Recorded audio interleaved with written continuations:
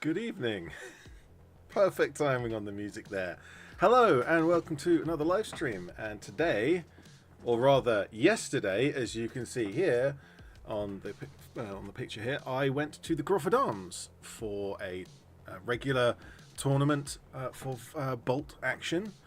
This is an event run by Simon and hosted by Dale with the Tabletop Milton Keynes group that meet at the Crawford Arms. So I'll give everyone a few minutes to gather in and we can get discussing. If anyone's listening in can give me an audio check, make sure that you can hear me clearly. I have my music up a little louder than normal, so I might just touch that down a spot.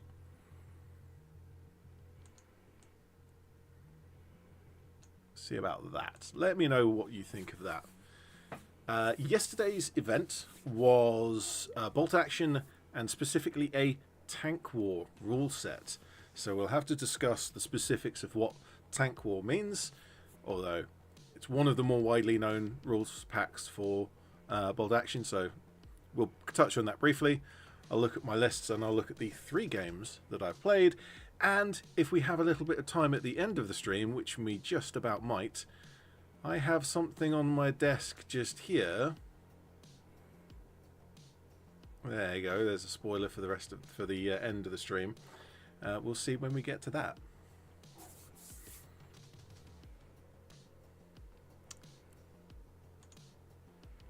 Ah, that is not the button I wanted. Right then, let's discuss quickly the rules pack for Tank War. As you might expect, Bolt Action Tank War is Bolt Action, but with more tanks. Not a huge revelation there, but this is the list that I brought. So it is far more vehicle centric than an average Bolt Action. Something going on with my focus there. That's better. Far more vehicles than you usually get in the Bolt Action Force, and in fact to the point where this time there is no infantry at all. I think I have been to one of our Tank War events without infantry before, but I usually bring some. Commonly an engineer's platoon. I think that's a really good one for Tank War. Sometimes a rifle platoon, if you can pick the right infantry squads, that can be good too. But in this case, I and plenty of other people have gone for absolutely no infantry. There is, in the rules pack for yesterday's event specifically, an additional rule that we haven't used before that further restricts the use of infantry and other, basically anything that isn't a vehicle, but we'll get to that in a moment. So, Tank War that we play in our local group, it's partly written by myself, partly written by others. There's a lot of people have had a hand in it, but a lot of other groups are running essentially the same thing, very similar things, certainly, with different restrictions and different ways of doing things. The goal is, as the name suggests, to allow people to bring the bigger vehicles, the bigger tanks, and just lots of vehicles, which you don't normally get to do in a regular game of Bolt Action. If you're playing 1250 point game and you have to take a rifle platoon first, you might be able to take 2, 3, maybe even 4 tanks, but running 8 is kind of out of the question. What we can do, however, is run an armoured platoon first. So rather than running a rifle platoon first, we're actually putting the armoured platoon up front, which means that your first 5 vehicles, minimum of 2 up to 5, have no real restriction on them. It can be any fighting vehicle up to those first 5. Once you have those 5 in that first armoured platoon, you can take a rifle platoon or an engineer's platoon to fill up the points, or you can go for another armoured platoon. In the same way that in a normal list, you have the rifle platoon first, and you can take a second or a third rifle platoon if you choose to. And so what that means is, if you just want to have, like I've got here, 8 vehicles in 2 armoured platoons, in the Tank War rules pack, that's what we can do. There's a few adjustments that we make to the rules of bolt action to make this suitable, other than just the changes to the order of the platoons. And the main one is that all vehicles, it depends, but usually all fighting vehicles can take objectives. So usually you need infantry to take an objective, and a vehicle can contest but can't take it specifically. But in tank war, vehicles, obviously the whole point is bringing vehicles, so fighting vehicles can. Occasionally there are we have run a rules pack once where transport vehicles can also take objectives, but I think it depends. It's not necessarily good or bad. I think I prefer it that fighting vehicles can take objectives and transports can't, but there's certainly something to be said for, if you're doing this kind of list, you're probably only taking one, maybe two transports anyway, and so it wouldn't be that big of a difference to allow that. Awesome Out West says, there was one of these bolt action tank events here in Utah last year. Any idea why Warlord no longer seems to care about Achtung Panzer? Well, I think Warlord doesn't care about Achtung Panzer because the player base doesn't care about Achtung Panzer. Achtung Panzer kind of popped up out of nowhere. A lot of people were kind of interested in it, started to play it, and then just weren't interested in that type of game. I personally haven't played it, so I can't say specifically, but that's part of the problem, because for someone who's played bolt action as much as I haven't played Achtung Panzer, and a lot of other regular bolt action players kind of looked over but didn't really get into it, and I'm not sure why there is this lack of interest. I've spoken with a few people who have played Achtung Panzer, and for me it seems to be far too much of a micromanagey game. I understand how it can be fun, and I'm sure I probably would enjoy it. I just don't think it's quite my type of game. So, from what I understand, Achtung Panzer didn't do very well, and so Warlord's not really pushing it. They'd rather push stuff that does do well, like Conflict 47.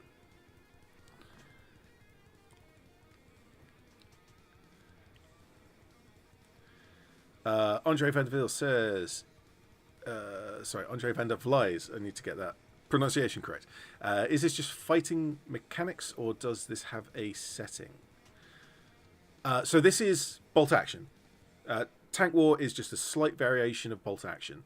It's still World War II. It still uses all of the rules of bolt action. It's just a few tweaks to allow the players to bring vehicles rather than the more normal list, which is like a bunch of infantry and a few vehicles. It's actually very similar to Rattenkrieg.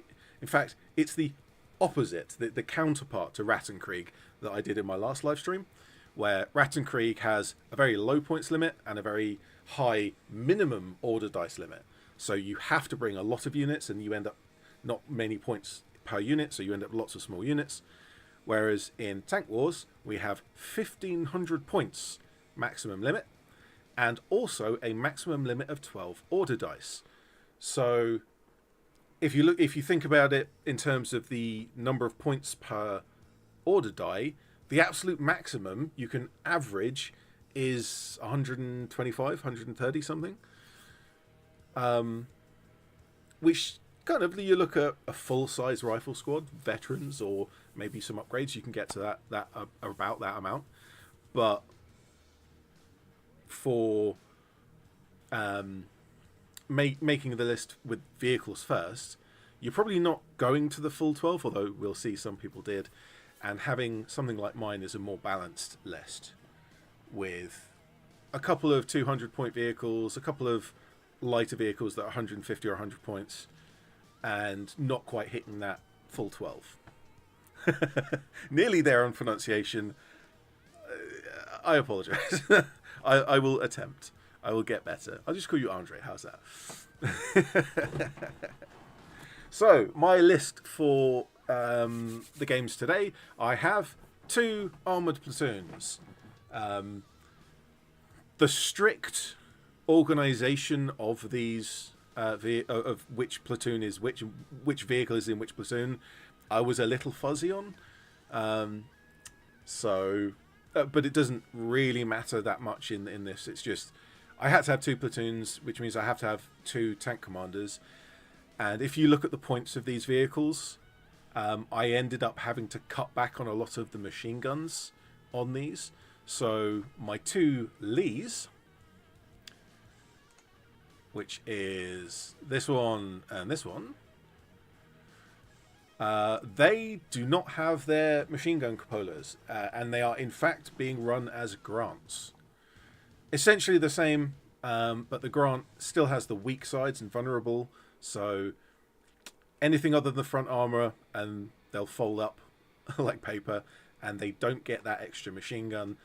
Against, given that I'm mostly fighting mostly other vehicles, I probably don't need the machine guns. If I do come up against some infantry, the HE from the main gun is probably going to sort me out. I also have a couple of fairly standard vehicles, what we refer to as the extra mediums. So this is a Sherman 1 and a Cromwell. So the Sherman has medium anti-tank gun and has medium armor. It's that extra medium vehicle that is very popular in 2nd edition and 3rd edition bolt action. Because this is the early variant of the Sherman, it also has weak sides. I think I took the one with weak sides. So weak sides means that anyone shooting this vehicle in the side armor, they always get a +1 pen for the side armor. They get an additional +1 pen because of the weak sides in this. The Cromwell, on the other hand, is a much later design. It's a bit more reliable, has better construction. It's also British, better construction, but it's very, very similar. Armor 9, medium anti-tank gun is that extra medium vehicle. With I think the Cromwell has a slightly better engine compared to its overall weight, and so it has a bit faster speed.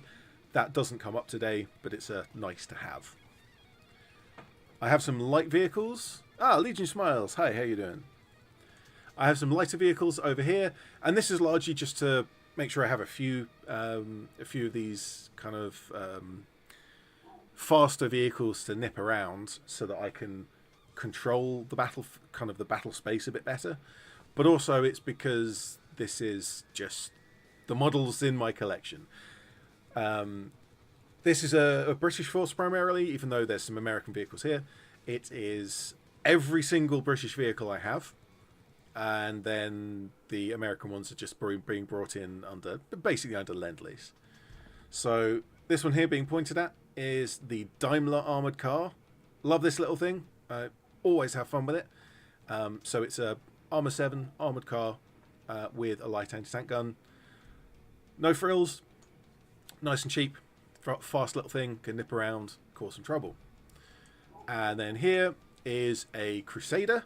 So the Crusader's actually a predecessor sort of to the Cromwell, but the Crusader is a much lighter vehicle, much smaller vehicle, light armour, armour 8 this time, and a light anti-tank gun. And finally, up here are my 2 tank destroyers. And if we're playing a tank war game, it's a good idea to have some big guns to blow up the big tanks. In the last 2 tank war events, I brought a mouse. And someone else has also brought a mouse in the past. And so always want to make sure you have at least one cannon that can take out a mouse at some point. And you will see that this is the Sherman Firefly, but it's not just any Sherman Firefly, it's my Toonkrieg from Meng Models. Good bit of fun. Really enjoyed building that kit, and it's always turns head whenever it's on the table. Everyone's like, oh, look at that, it looks adorable. And this is an M10, not the Wolverine, which is the American variant, because I've ripped out that 76mm gun and I put a 17 pounder on it. So this is an M10 Achilles, the British variant. We'll ignore the stars and stripes that I put on the side there. We'll pretend that that is the Union Jack. So this is my 2-platoon Tank Wars list. It's 1,500 points. I think it's 1,490 or 1,495. And the only reason why I managed to get below that 1,500 is because I took the Crusader without the hull machine gun, and I took the these two as Grants instead of Lees. We actually see this cupola here with the machine gun. It's on the model, but it's not being used in game today. The gun's jammed, or they ran out of ammunition or something. Doesn't really matter. I managed to shave a few points off by not having those, by not taking that specific variant. Right, so let's look at game 1. So this is the board, and the mission is quite simple. It's just scoring kill points, ending, kind of destroying the enemy vehicles. That's all there is to it. We've got a building here on my side, just to the left of my center line, and another one far on the left-hand side. So I've got decent cover here, and I noticed straight away that if I put a vehicle in this area here, it's actually going to be shooting right down the road, and that's a great line of sight.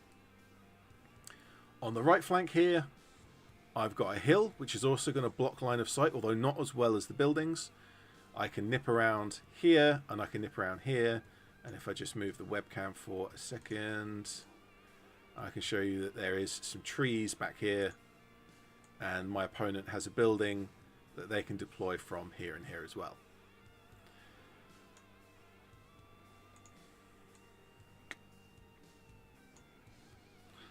So my plan, and we'll get to this a little later on as well, my plan doesn't really matter, but I had a plan and it was a good plan.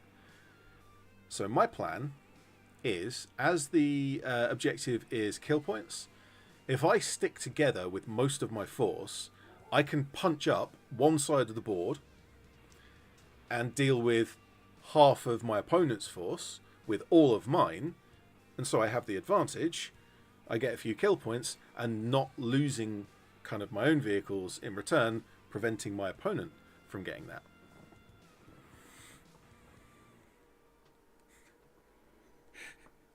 Oh, the Brits didn't respect the M10 enough to give it a cool name. Yes, we did. We called it the Achilles.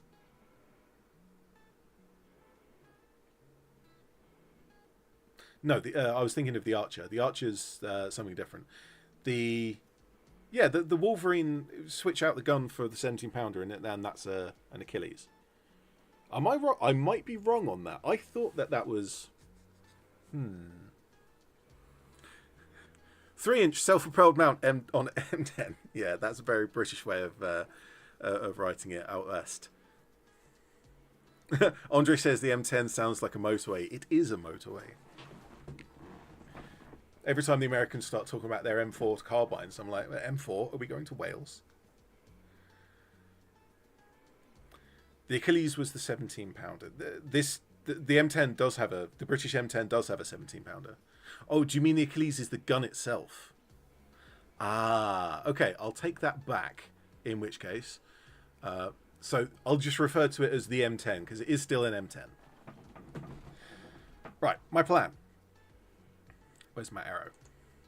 So my plan is to pick a side and punch up that side, focus my force on half of the enemy's force, which is going to give me points for the victory and prevent my opponent from taking it.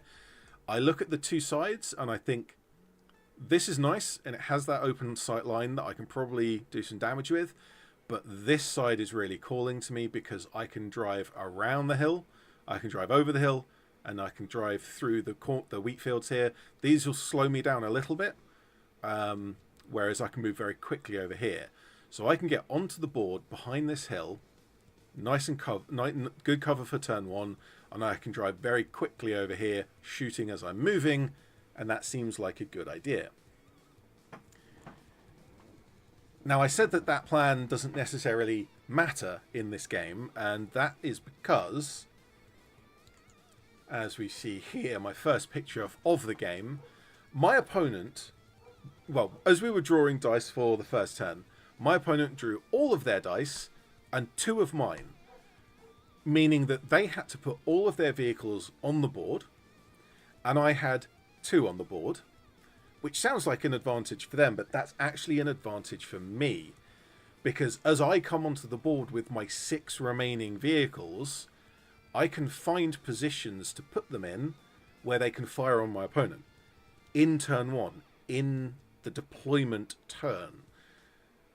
As this is a first wave mission, so we're actually coming on from the board edge in turn 1. So we call that deployment turn. It's actually turn 1. So I'm coming on with some of these vehicles, with most of my vehicles, at the end of turn 1, and I'm able to put them in positions that I can fire on my opponent with immediately. And that's quite the advantage. It puts my opponent on the back foot from the very beginning of the game. So here on the right hand flank is very much what I said I would do. I've moved up all of the, most of my force up behind this hill. Got my Crusader tucked in here. These we'll get a picture further up in a second, but my first Grant moved to here and actually fired down this line, and then the second Grant on a run order drove in and moved in front. The Cromwell and the Firefly, both of them sat here firing across the wheat fields. Both of them got hits on the enemy. No significant damage, but there were pins. And pins, as we will see later, become very important in this game. So this is my center. And both of these vehicles, again, we'll see it in a moment, are firing off onto the back right corner. I moved my Sherman in first, fired a shot, kind of threading it through the line of sight here, and then my Daimler armored car nipped in front and did the same. And my plan for these two was to kind of keep that maneuver going. Move the Sherman into position, fire, and move the Daimler armored car right in front of it to fire at the same target. Because that means I'm shooting 2 guns at one target, I'm only exposing myself to one enemy, and with the Daimler armored car in front most of the time, certainly at the end of each turn, that means my opponent's going to be shooting at my cheaper vehicle. Here on the left hand side, I pointed out that I have that long line of sight down the road. Well, we put the M10 there, and that M10 got a perfect view, and I think I've got a photograph of it, but the M10 turned up and blew up a vehicle with its very first shot. And there we go. This one here, M10, absolutely destroyed it. From the angle it was at, I could either shoot the front armor of the vehicle here on the road, or the side armor of this one, and that side armor was just too tempting. Off it goes. So we can see my opponent here actually has a reasonably good deployment. We have clearly a German force, so we've got a Stug tucked in behind this building, and this was the first vehicle they deployed. So they didn't really have much information on where I was going to be. And then they've tucked in 4 tanks behind this, right in the center of the board. I prefer to focus on one side rather than in the middle, but they certainly have focused their force. So they've got 4 vehicles, their main force, really close together, kind of supporting each other. The guns pointing in every direction, so no matter where I come from, I'm going to receive some return fire. And bang. This is the back right corner now. So my my first Grant that came up on that back on my right hand corner shot at this light vehicle. I can't remember what that is. Hotchkiss something or other. Did hit it, caused pins, didn't destroy it. And then the Sherman and the Daimler armored car, they got the shot, they threaded the shots through here, through the lines of sight, hit the back of this Panzer III, and you can see there's 5 pins there. So one of those shots set it on fire, didn't manage to destroy it. They passed their leadership test with 5 pins. That's a really good roll. And we can actually see in this picture also there's another Stug in the center of my opponent's force there. Again, it's a very good position. Vehicles are kind of bunched up. ready to go. So if we look at turn 2, and we can play some really cool music here, some stoic British kind of music as we go driving across this hill in borrowed American vehicles. A Crusader's nipping around the side, and my Crusader is going to be absolutely hilariously aggressive in this, but my 2 Grants here are really the ones in exactly the position they need to be.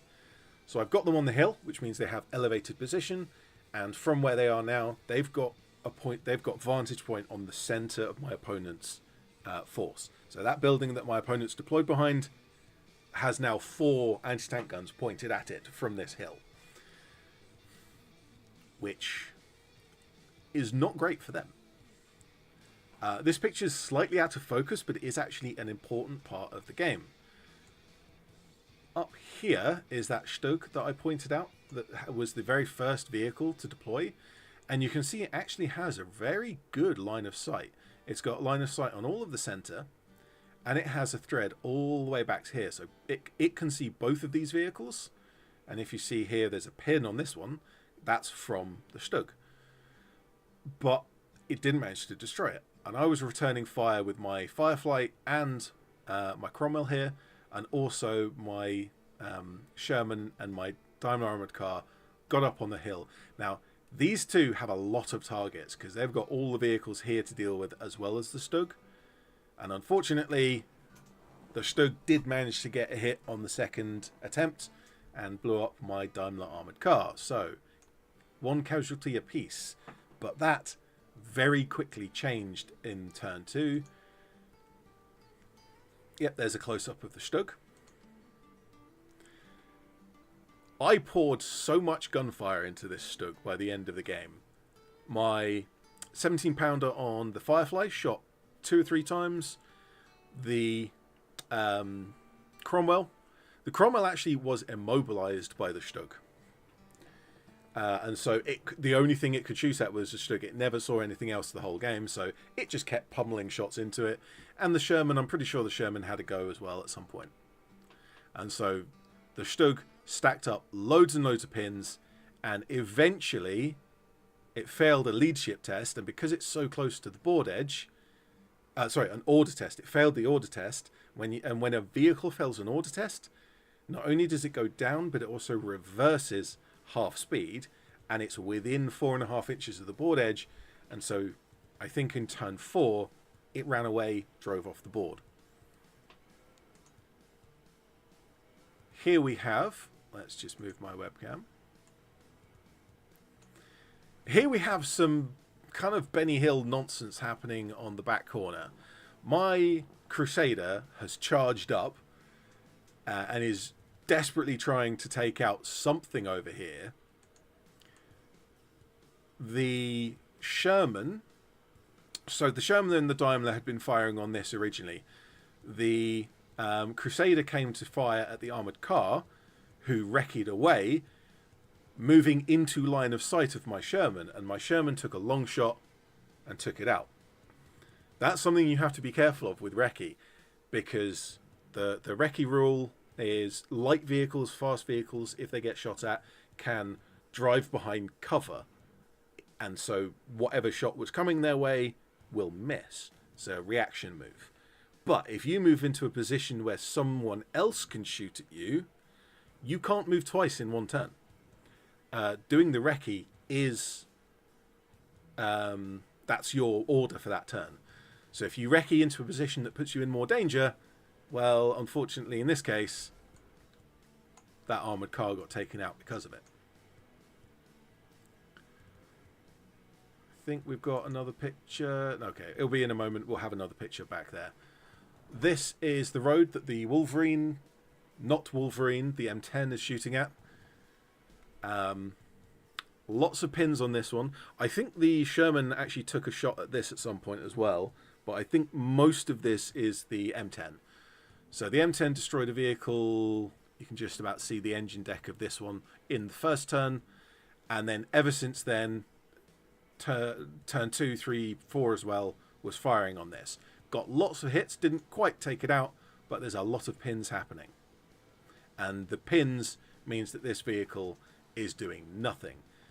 Now, the one thing that I would say my opponent maybe made a mistake on in this game, they had a lot of vehicles with quite a few pins, and every single time, even with 5, 6, 7 pins, they're trying to push through an order. So if you try and roll an order test with a number of pins, you're actually minusing that number of pins from your leadership. So if you've got a leadership of, say, 9, regular vehicle, and you have 5 pins, well, now you're at leadership 4, which is abysmal. What my opponent should probably have done a couple of times in this game is go for a rally order. And then a rally order, you roll your leadership without counting the pins. And if you pass, you clear all of those pins away and you're ready for the next turn. That does cost you the whole turn to do that. That is the order for the vehicle for that turn, but it means that they're ready for the next turn. I think my opponent should have done that 2 or 3 times, but maybe they're a slightly newer player. They're certainly not a brand new player, but it's kind of that mindset where you don't want to go for a rally, but sometimes it is just an important thing to do.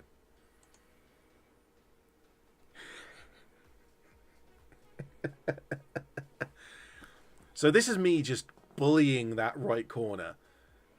Once the Stug had finally withdrawn, and once the other Stug, which is actually here on the top of the screen, just there, had been taken out as well, there's very little of my opponent left, and so I charged up into this corner. My Crusader's trying its best to take out this tiny light vehicle, but just didn't quite manage it, even at that range. My Sherman comes along, and then my 2 Grants here, obviously, as well. The Grants did take out the Panzer III, and the very last vehicle my opponent had on the board is the Hotchkiss tankette. And this is the center of the board at the end. So we can see that tank that was on the road.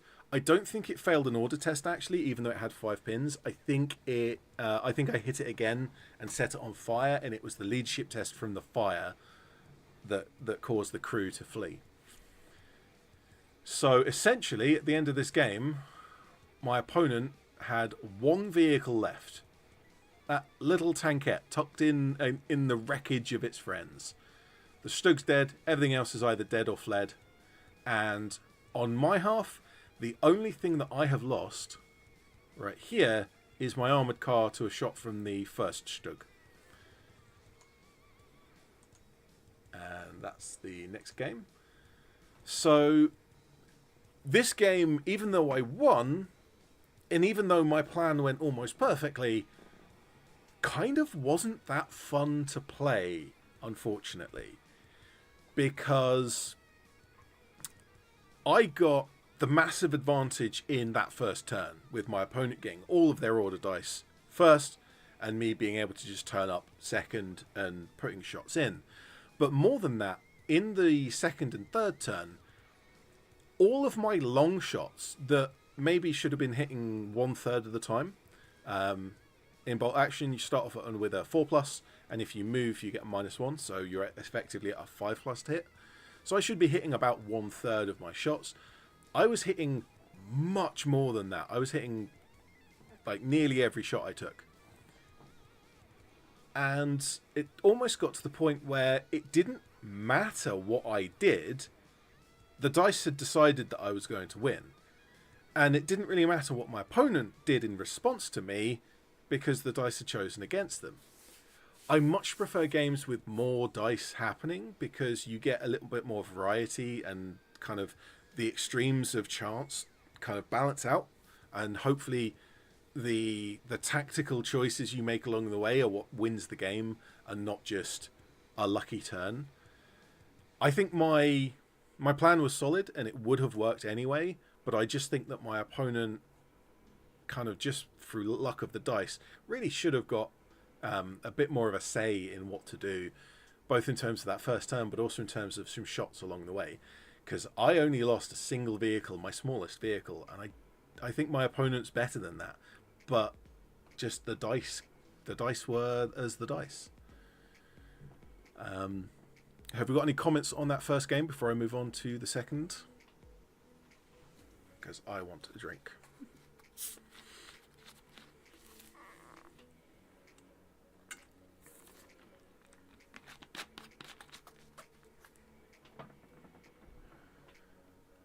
Okay, the second game is here. And we also have a road, and we have quite a few more buildings. This isn't a game I played. I took some pictures of some other battles being played, and I want to just quickly discuss some commonalities that I see. And one thing that you can see very clearly here in the Soviet player, every single one of his vehicles is in a straight line. And the German player here, largely in a straight line as well. They are, if I just move my webcam back up to the top of the screen, they have taken advantage of this cover here. So there's three vehicles. This one's moved further forwards. These two are bunched up together. But largely they're widely spread out. And same for their opponent here, widely spread out.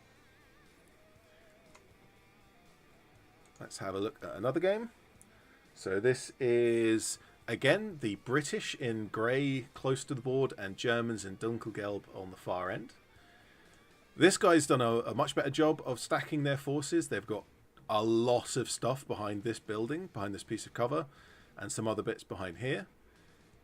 And the German player has stacked up a few things behind this building and is using this bit of terrain to move up as well.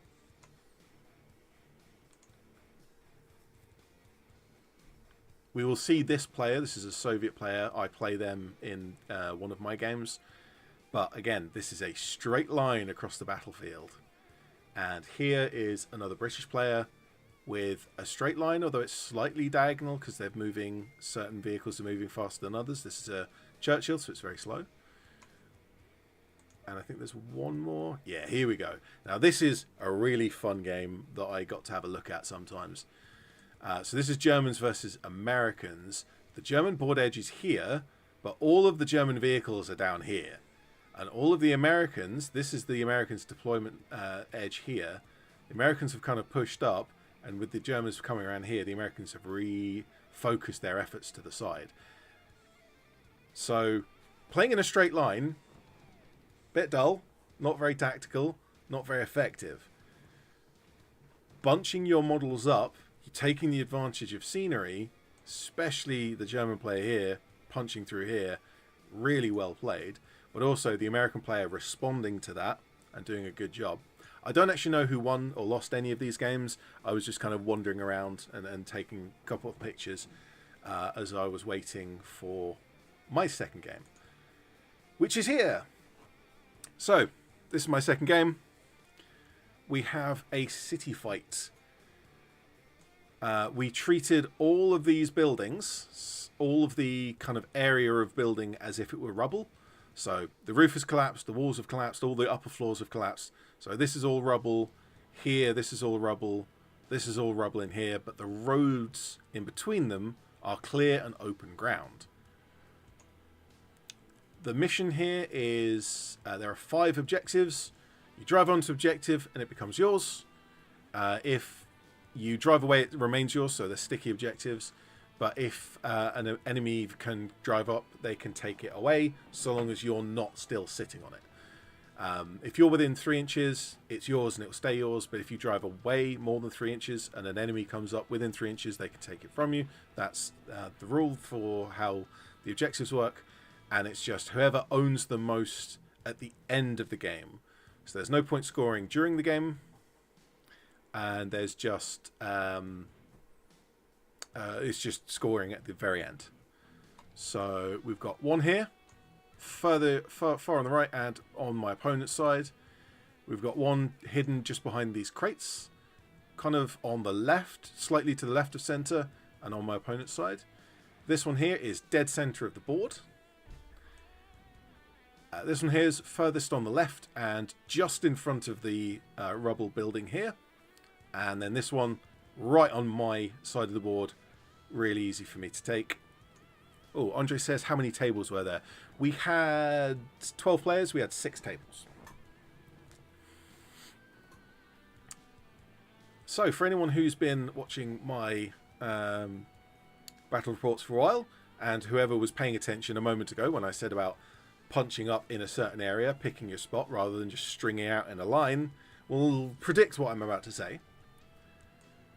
This objective is too far away.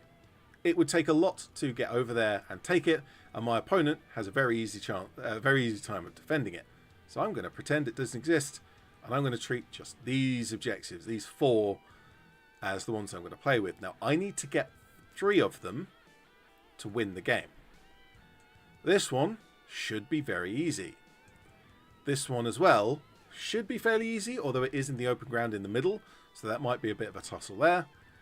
But if I can take this one as well, which is the center of the board, that will mean I win the game.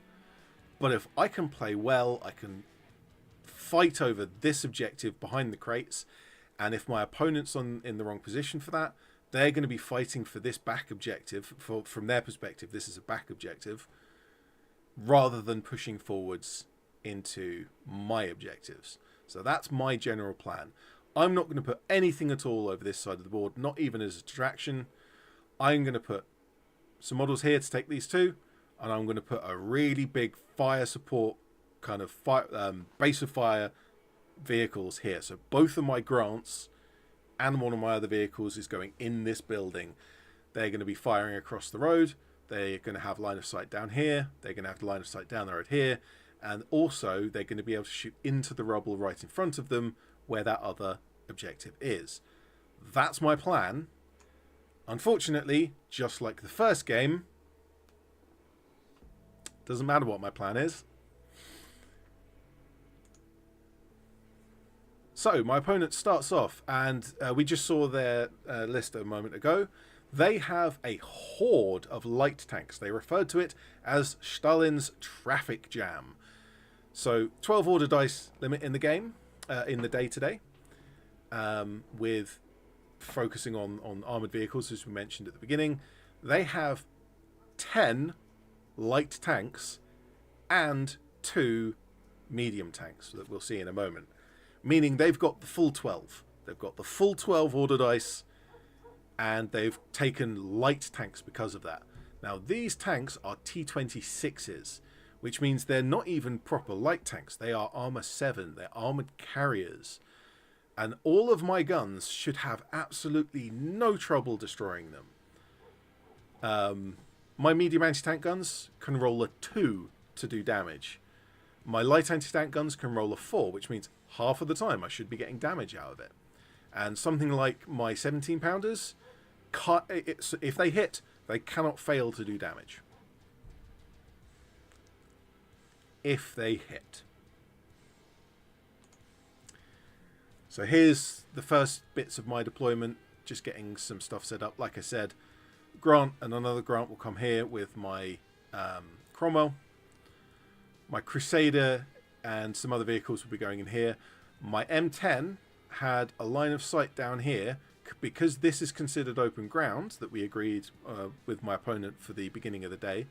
This is open ground, and so I can shoot into this building at the back, and the Achilles, not the Achilles, the M10 did manage to knock out a T-34 that we'll see the hull of in a moment. Sergeant Sharp says, how many pen rolls of 1 did you have? I didn't get to the pen rolls.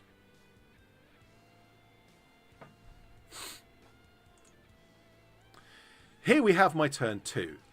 And this is exactly what I wanted. This is where I wanted to be. I've got both of my Grants and my Cromwell.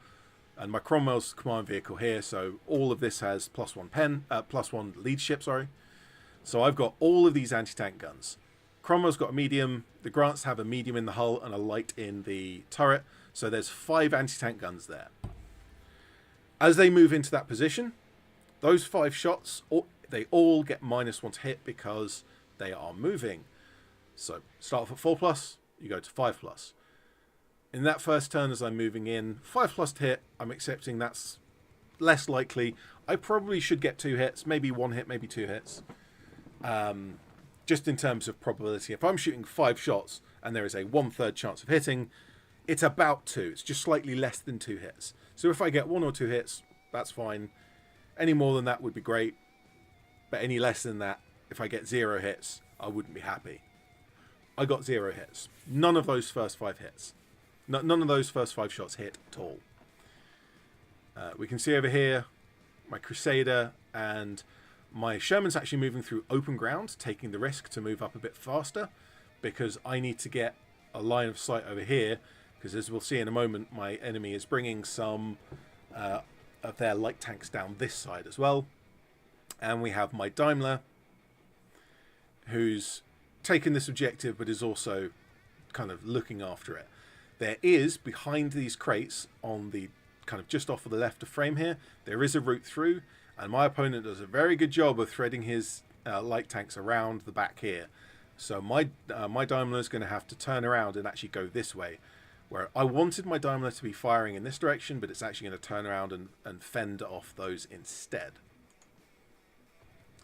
Here's my opponent's main deployments.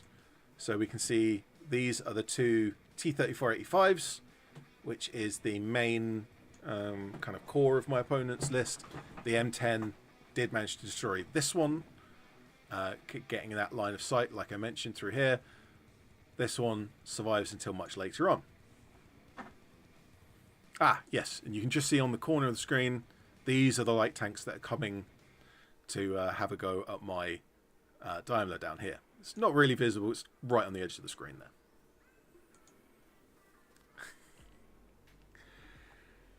Here we go. So my Daimler turns around. It has actually done a full 180, so this is the front of the Daimler that we're looking at now, and has moved well within 6 inches of this T-26, and is actually the command vehicle. So my opponent's using these, the ones with the aerial. These are the command vehicle variant. So it's nice and easy for me to spot them. And I move the Daimler into this position, and it gets point blank. Point blank is +2 to hit. It still counts moving, so that's a -1, which means I have a 3+. That is a 2/3 chance of a hit. Hitting a armor 7 vehicle in the side armor with a light anti-tank gun, it's not guaranteed to kill it, but it pretty much should. But I miss the shot. My opponent sits there, doesn't move, and gets the bonus from not moving, and definitely hits and definitely blows up my armored car in return. That is the first of many disasters that we're going to see in this game. So here's my opponent's back objective and their light tanks moving up. So with my Daimler destroyed just on the other side of this crate here, I run the risk of sending my Crusader up because I really need to try to get to deal with these vehicles that are coming round on this objective. So I've driven onto the road and I'm going to smash this one. I was hoping that I'd actually be able to drive through and attack this one as well, but if that vehicle is destroyed, it will actually block my movement. I won't be able to get through. But what I might be able to do is just turn around and face the enemies coming the other way, or drive around this way. I wasn't necessarily sure. I only realised after I'd moved up here that if I destroy this tank, I won't be able to get through. Now I've moved, but I'm at point blank, which means, once again, 3+ to hit. I don't need to worry about whether I destroy this vehicle or not, and whether it's going to block my my path through, because I missed the shot. 3+ to hit, second time, 2/3 chance of hitting, and I still miss. We'll see that this is just going to continue for this game. This is the right-hand side again. My opponent is moving up with their horde of light tanks, Stalin's traffic jam. And here we have my big, heavy-duty gun battery, 5 anti-tank guns. They've got a lot of targets to shoot at. I've got all the light tanks here. I've got the T-34. You can just about see the front of the T-34 here. And there's another light tank here. There's loads and loads of things for them to shoot at. But they've got 5 guns, and they are now stationary. And when an anti-tank gun is stationary and is shooting at a tank, it gets a bonus to hit. So all of these shots are at 3s to hit. And as we've discussed earlier, there are 5 anti-tank guns here. Medium on the Cromwell and a medium and a light on each of the Grants. So they've missed their entire first salvo when they moved in, but now that they're stationary, they get that bonus. We should get more hits. So I roll 5 to hit rolls, and I miss every single one of them.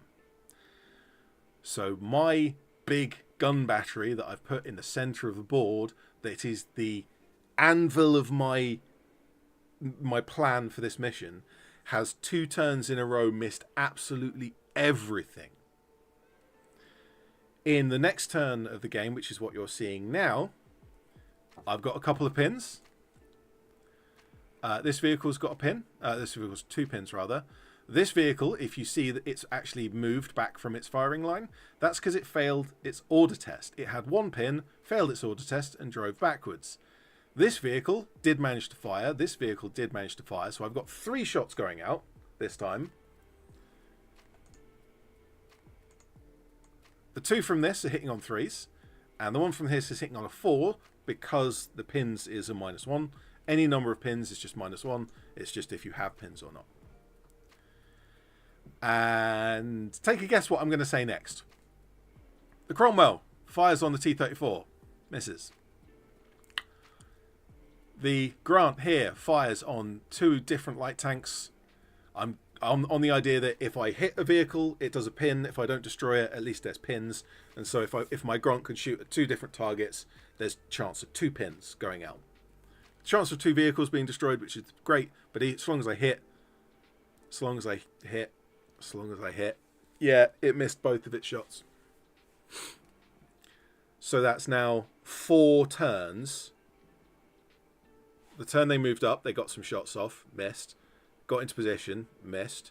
Firing from that position, missed. And now this is turn 4, where one of them is now withdrawing and the other 2 are still missing. 4 turns of the game and all of these vehicles have not scored a single hit. The enemy vehicles are armor 7. This one here is in the open, so it doesn't get a cover save. If I hit this with anything, it cannot not take damage. Any hit will do some damage to it. I cannot get a hit.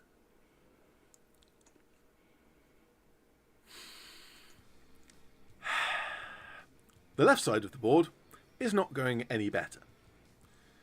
You can see here the 3D printed underneath of my Crusader because it has been destroyed. We've already destroyed the Diamond Armoured Car here, and my enemy is now bringing the light tanks around the side. So this one's at the front and is firing on my 2 Shermans. This one is just about to move up to join it. This one's going to be lagging behind a bit because this is the one that destroyed my Crusader. So it's had a fire order rather than an advance order. But it's not looking good. I've got 2 objectives here and 2 vehicles. I have to really pull the stops out to defend this. I've got a super heavy anti-tank gun. I've got a 17 pounder right here. This is an armor 7 vehicle. It's a tiny little tankette. This gun and this tank is not a fair fight. I miss. And the Sherman misses as well. The Sherman does have a pin. It had 2 pins, passed its order test, so it does have a -1, and it moved, which means it's actually hitting on a 6, which is reasonable that it would miss this shot. But at the beginning of the next turn, which is probably now we're looking at the beginning of turn 4, I get that shot again. I get my first order dice, send this one out. I need to get rid of this so that I can defend this area. This is the first one I need to get rid of to do that. I miss again. I have missed nearly every shot I've made. The only vehicle that has hit in this entire game is the M10, and you'll notice that the M10's on the side because it's also been destroyed at this point. Andre says, didn't you paint some guide dogs a while ago? Yes, yeah. No, those were the Soviet anti-tank dog mines, but yeah, it really does feel that way. Yeah, this is the following turn where the Sherman missed. And the Firefly. The Firefly was stationary for both of its shots against this vehicle. That's 3s to hit. It's not quite 6 inches, so I don't get point blank bonus. But it's 3s to hit, and it misses both of them. This hit on a 6 the first time and then a 4 the second time. Missed both of them. I don't mind about the 6. But missing all of these 3s and 4s is just so painful. How can you play a game when none of your dice will roll above a 2? Yeah, same here. You'll notice that my Firefly is starting to gather pins. It's got 2 at the moment. Will get a lot more by the end of the game. I think your next painting project should be a Specsavers. Yeah, 2 right. So because the enemy on the other side of the board here is moving into position on the objective that's in the crates, they are now able to shoot at my Firefly. But my Firefly has to deal with 3 light tanks, and it can't hit the first one. So there's really no fear of anything over here. This is the right-hand side, and my opponent is really taking advantage of the situation. It's almost like he doesn't need to bother, because I can't hit anything anyway. But they are moving all of these light tanks around. Interestingly, they decided to sit still with the T-34. I'm not sure whether this was to protect the T-34 or because the T-34 has the big gun. Because it's a T-34-85, it's got heavy anti-tank gun. It's the best thing for destroying my vehicles, whereas all of these ones have light anti-tank guns, much less powerful. Still can damage me, but just much less likely. So I think that this is just sitting here kind of as a base of fire, putting shots into these once every turn and going for those 3+ to hit. But the real story here is these light tanks here, here, and here. This one is on the objective, so my opponent now has 2 objectives on this side of the board. But you can see these vehicles, having missed absolutely everything so far, are stacking up pins. And this Grant at the front, 5 pins there. It becomes 6, it becomes 7, it becomes 8. And if it hits 9, which is the leadership value of the vehicle, if your leadership is reduced to 0 because of pins, then you flee.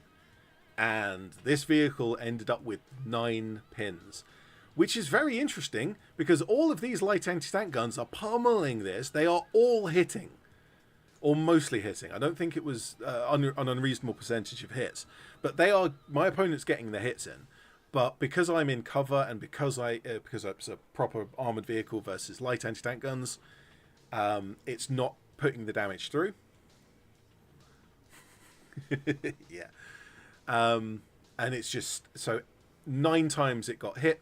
I think there is some extra bonus damage in there. I think a couple did go through, and so some of those pins are from the extra damage rather than just 9 hits. But this vehicle ran away just because it stacked up all those pins. My Cromwell, you can see that this is reversed from the front because it also failed one of its order tests. And you'll notice that these 2 are not in the same position. This is actually even further back because this failed twice on its order tests. Everything is going bad on this side of the board. Things do look up a little bit at the end, but it might just be too little, too late. I'm sick and tired of missing. And so I drive up to point blank range again. Moving. I've cleared all the pins. This is a command vehicle, so it's easy to do. Moving, point blank range, this is a 3 to hit. This is now the 4th time in this game, 3rd or 4th time. I do it 5 times in total. We'll come to it as we come to it. This is the 3rd or 4th time I've done a point blank shot into the side armor of this vehicle. This should be guaranteed. Yeah, I miss. I missed this.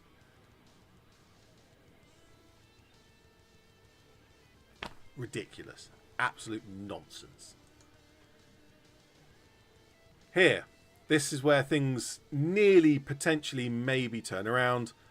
My Cromwell charges up, passes its order test, gets up, forgets going back to its fighting position here, goes all the way to the objective, Point blank into the side. Can you guess where this is going? It actually hit. The Cromwell hit. This is like my second or third hit in the entire game. And because it's a medium anti-tank gun versus these paper light tanks, absolutely annihilated it. Which means not only has this passed an order test, charged forwards, blown up an enemy tank, it has also taken the objective, because that's the objective right underneath them there.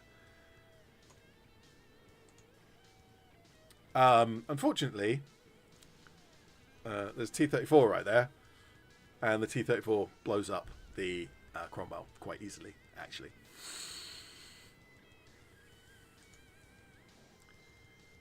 Last turn of the game. I get the first order die. This Sherman is command vehicle, and so I snap to action. My opponent has 10 order dice now, because I have destroyed 2 vehicles. So my opponent has 10 order dice in the bag. I have 3 or 4. Can't remember exactly. Not many. And I get lucky and I get the first order die out of the bag, and I am not running the risk. So I snap to action. Snap to action is a rule that a command vehicle or an infantry officer can do, and then you can go into the dice bag and fish out more of your own dice. You have to give it to a unit that's right next to the commander. So in this case, I can only snap to action the Firefly because it's the only vehicle nearby. Vehicle commanders can only snap up to 1 anyway, so that's kind of not relevant. But I bring out 2 order dice. My Firefly has 3 pins, which is not great. Leadership of 9, -1 per pin, so that becomes a leadership of 6. So it's actually slightly less than 50-50 chance that I can pass this test. It's a risk, but it's right at the end of the game, and I absolutely have to go for something. Something has to go my way at some point. The Firefly, if I stop and rally, which is what I mentioned in game 1, if I stop and rally here, this Firefly will do nothing. We'll just get pummeled, and it wasn't even on an objective at the time, so it would be completely useless, and that would probably have been the last turn of the game because we were running out of time. So I go for the order test, I need to pass it, and I fail the order test. Great. My commander, the Command Sherman, has 1 pin, so that's fine. It's got a leadership of 9 + 1 for being a commander, so it's actually leadership 10. -1 pin, back to 9. That's easy. It's a 18% chance of failure. Yeah, I failed that leadership test as well, the order test. Both of these vehicles, in the last turn of the game, the very last chance I have to achieve anything, and they failed. They both failed. Ridiculous. Absolutely ridiculous. The other side of the board, so I had 3 order dice. My opponent just throws everything at the Grant, but I do get that 3rd order die relatively quickly, which is amazingly good luck for me, but it doesn't really matter. My Grant did pass the leadership test, the order test, charged forwards, but if you can see, this is the number of pins that this vehicle has. It's still stacked up with pins. I try. I go for it. Run forwards. I put both of its anti-tank guns at... That's not even point-blank range. That is contact range. I stick the muzzle into the turret ring of this vehicle and pull the trigger. Take a guess. Take a guess what the result of these 2 anti-tank gunshots at point-blank was. Did you guess that I got 2 misses? Congratulations, you were correct, because I got 2 misses.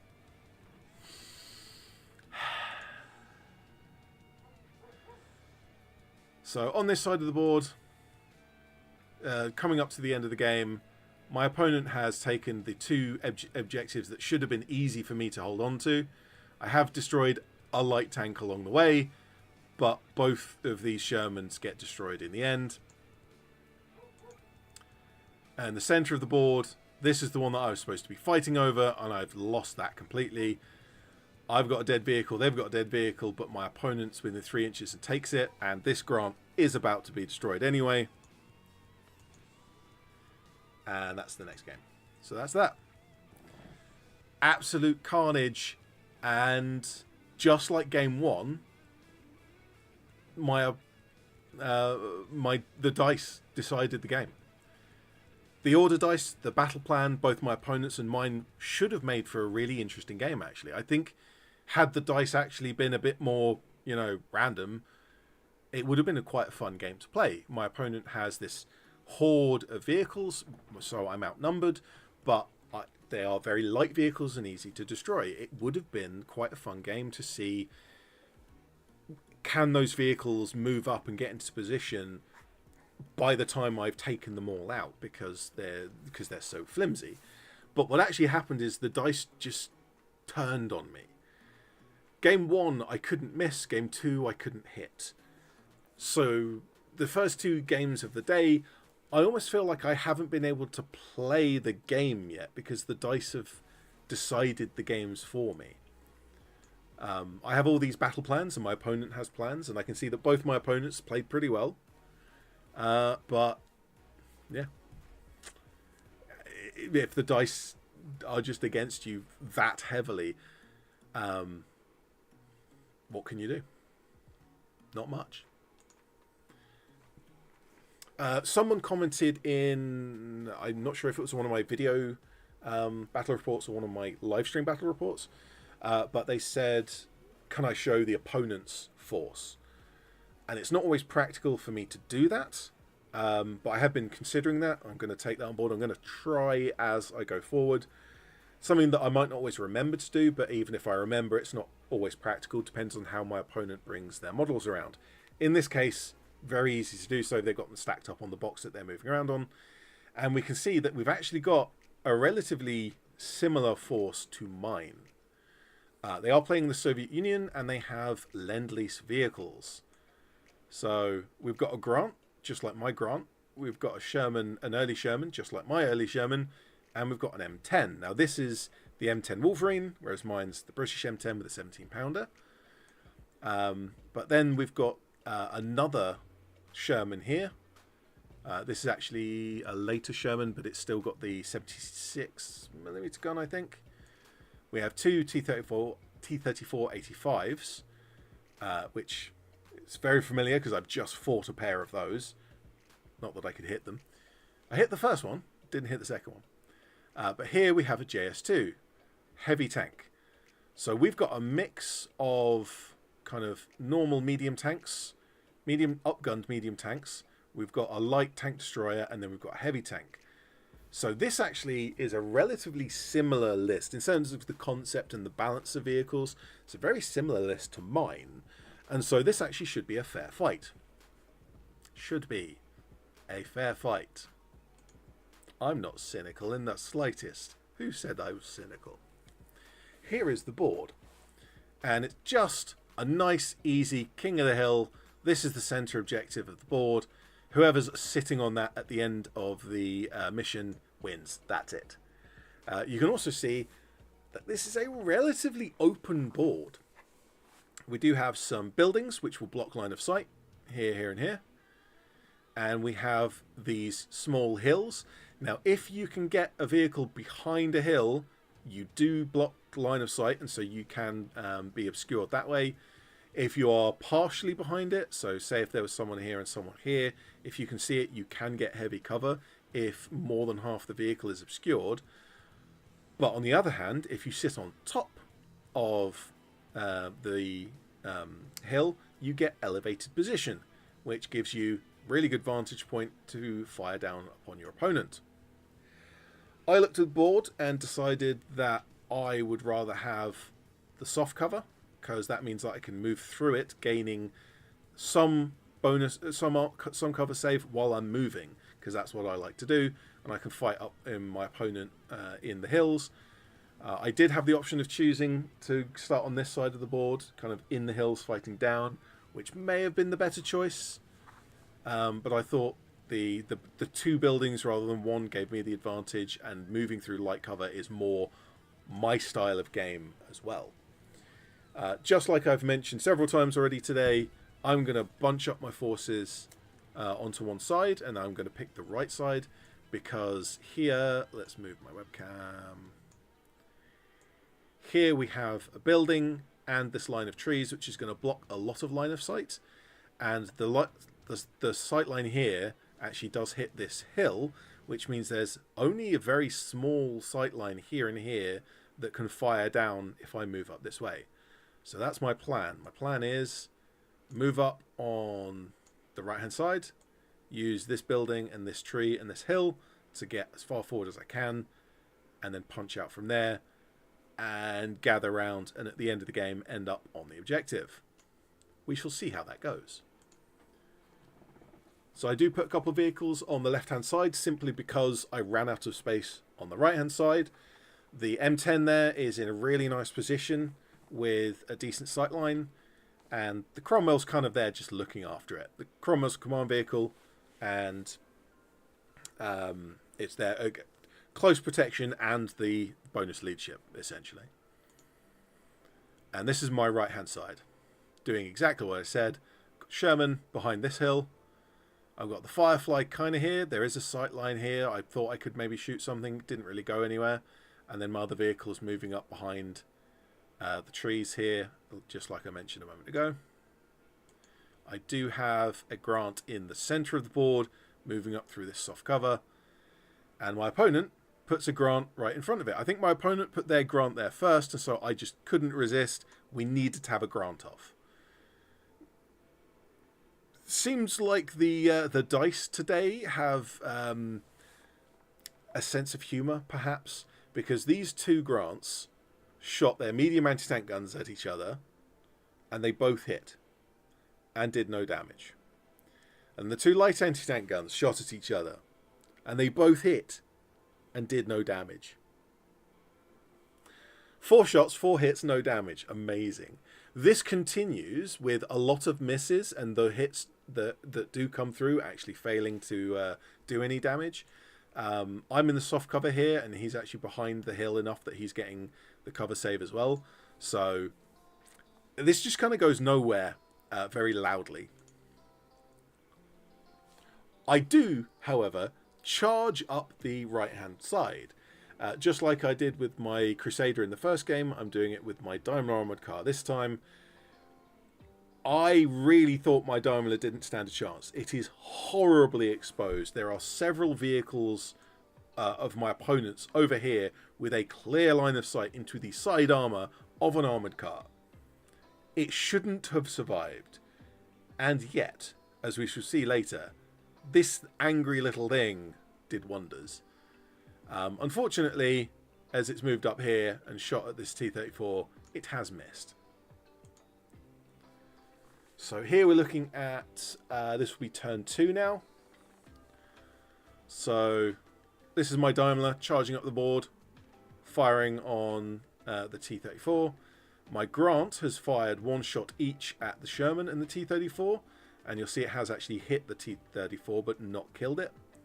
Crusader's moved up and also put a shot in. I think the Crusader hit, but that's a light anti-tank gun, so wasn't expecting that to get through the armour. Just a hopeful shot. Maybe the dice would decide that it was my time to have some luck, but not to be. My Sherman moves up into the middle. I'm planning to move the Sherman around onto the objective. I was actually planning to come this way for one very specific reason, and that's because the JS2 right here with that massive anti-tank gun, I want to avoid that. So if I can move the Sherman here on this side, I get cover from the hill and I'm on the center objective. That would be lovely. But I have to kill these two first. And so shots are going into the side. I've got my Grant shooting up here as well. We shall see how that goes in a moment.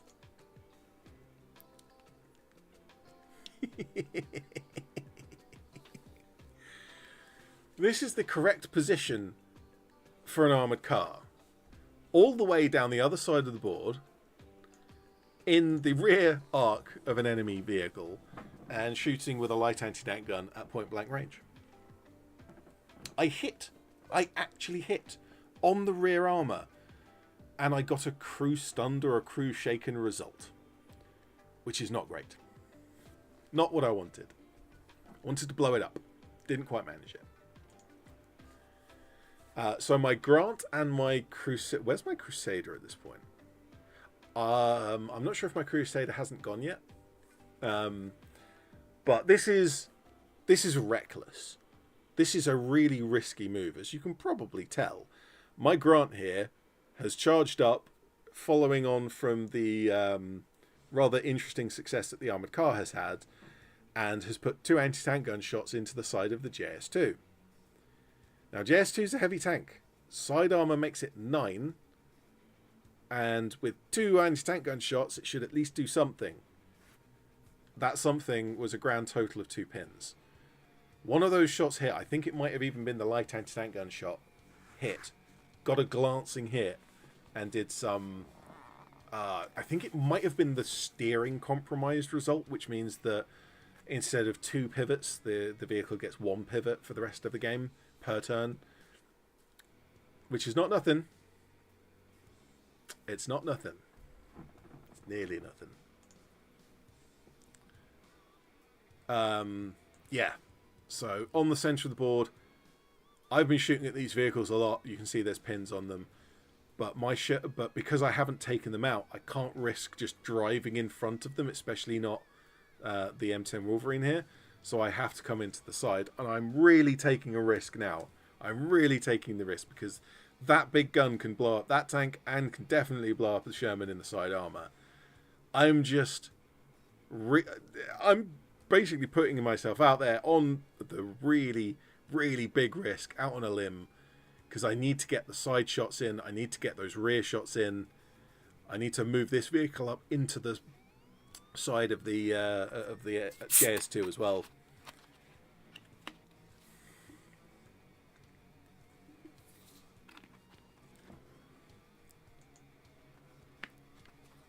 So here's a pretty good overview of the full board and just how poorly everything is going. My M10 over here on this side of the board is dead. My Grant and my opponent's Grant are still shooting at each other. My opponent brought up the Wolverine and I brought up my Firefly to shoot at each other. Although I think this the M10 kept shooting at the Grant, actually. My Sherman is being very aggressive, trying to get to the middle, and my Grant and my Crusader is still there, actually, are being very aggressive on the right-hand flank. But it's just not landing. I've not been destroyed yet. I've lost the M10, and that's it at the moment. I've been this aggressive. I've been this risky, and it has not turned on me yet.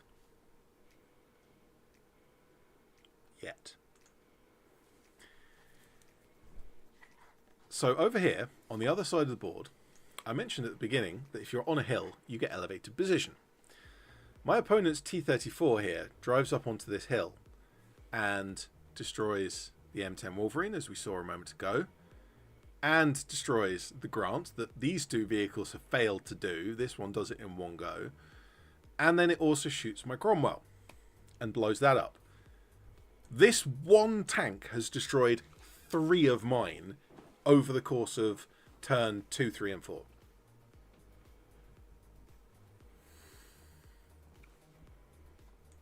And then the M10 Wolverine blew up my the Firefly. So I've lost half of my force. The entire middle and left-hand side of my force is gone, so I've just got the 4 vehicles on the right. My Sherman's moving in on the centre, and the others moving to the back. Oh hey, would you look at this? A point-blank shot into the side armour of this Grant. That does hit. And it does do damage, but it doesn't take the vehicle out. Now up here, things are also starting to turn against me. As you can see where my Grant ended up there, it has been destroyed, but it got point-blank range and put both shots into the side of the JS2 there. I did get a hit, I think, but I did not penetrate. Andre, I'll come back to that question in a moment. My Crusader has joined the fray. My armoured car still hasn't been destroyed. It is pummeling shots into the back of this T-34. This T-34 has tried to shoot back. There's pins everywhere. This is a disaster of a fight. But no one's dying. Just like the Grant versus Grant in the centre of the board, no one can really kill each other. My Crusader jumps up and tries to shoot at this Sherman. Doesn't hit. Unfortunate. Light anti-tank gun into the side of a Sherman. There's a good chance that it could do damage, but it has to hit first. And here we see the first casualty of my opponent, which was on this side of the board, and I haven't taken a single photograph of this over the 3 or 4 turns of the game that it's been so far, because it's been tucked away behind here rather nicely. I shot at it with my M10 earlier on in the game. In fact, let's go back a few pictures. Yeah, this is probably a good idea. So from this position where my M10 was, it was shooting up here. So behind this building, you can't see it in this picture, but that's where the Sherman was. The M10 did hit it, and it set it on fire, but the Sherman passed its leadership test, put out the fire, and carried on going. However, those pins meant that the Sherman failed its leadership test, order test. It failed its order test. And if you fail an order test and you're close enough to the board edge and you just drive off the board, well, you are destroyed. And so that was my first, my first destroyed enemy vehicle of this game. However, you'll notice my armoured car is no longer there, which means it hasn't been destroyed, because if it was destroyed, it would be just a hull remaining. What actually happened is those pins had to have a leadership test, order test, and it failed the order test. And because an armoured car is an armoured car, it's a wheeled vehicle, it's much faster than a tracked vehicle, so even in reverse, it drove off the board. But weirdly, the T-34 that it had been firing at this whole time with all of those pins, I think that's 4 pins there, also failed its order test and also drove off the board. So 3 vehicles now have failed their order tests within driving distance of the board edge, which is super dangerous. And that is the most casualties we've had other than the sniper T-34 on the other side of the board. Crusader finally lands a hit. Beautiful hit. Loads of damage. I don't think it was an exceptional kind of a double damage, but it did enough to blow up Sherman. So I have charged across the board bravely, stoically. I've taken risks, and it has kind of paid off in a way that I've destroyed several of my opponent's vehicles for the cost of several of mine. But the real killing point here, the real sticking point, was that T-34 sniper on the far side. But as you can see, as it comes close to the end of the game, I'm running out of vehicles. With the Grant destroyed, my Grant destroyed, the JS2 fires into the rear armour of my Sherman. And so now the only vehicle I have left on the board, if you're keeping track... Whoops, that's a spoiler. We'll come back to that. The only vehicle I have left on the board, if I move my webcam, we can see it here, is my Crusader. My Crusader has got a kill, but my opponent has 5 vehicles? 4 vehicles. 4 vehicles left. Crusader doesn't stand a chance. But also, it's quite a long way from the centre objective of the board, which is over here. It didn't manage to swing around and get there. So unfortunately, I've lost this game. So over the course of the day, that is a 1 win in the first game and 2 losses. I can say very easily that while I played well in my first game, so did my opponent. It should have been a nice fight, but the dice decided for us.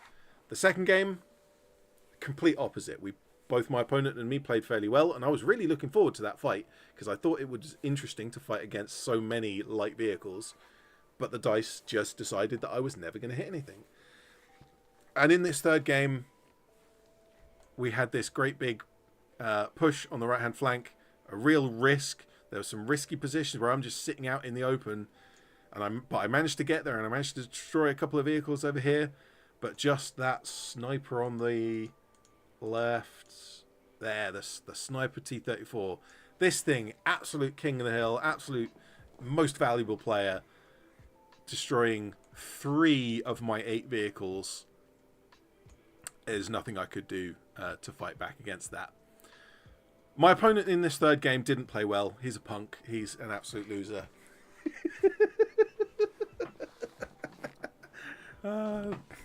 No, he did play well. He's a good chap. We have a lot of banter between me and him. Um, he plays very, very defensively, and I always like to make fun of him for not advancing up the board. I ended like the game with all of my surviving vehicles in his deployment zone. He ended the game with all of his vehicles in his own deployment zone. Yes, well, that one. That tank needs a name. If you do watch this stream at some point, that tank needs a name. It needs a good name. So let's go back to the end, which was, I think that was the last one, or about here. Crusader Grant and the armored car, the Daimler, charged up here.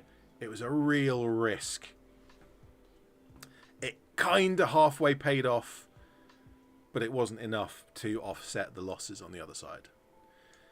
Now, in terms of the scoring for the day, with 2 losses and a win, I have not done particularly amazingly. I have come below the halfway point. I'm just give me a moment while I look for the scores. It will just be a moment. But I did actually manage to score enough kill points to come higher up. So anyone who scored the same overall points in terms of win, loss, draw, I actually scored higher than them because the tiebreakers are dealt with by kill points. And I've got quite a few kills over the course of the day. A few in this last game and loads in the first game.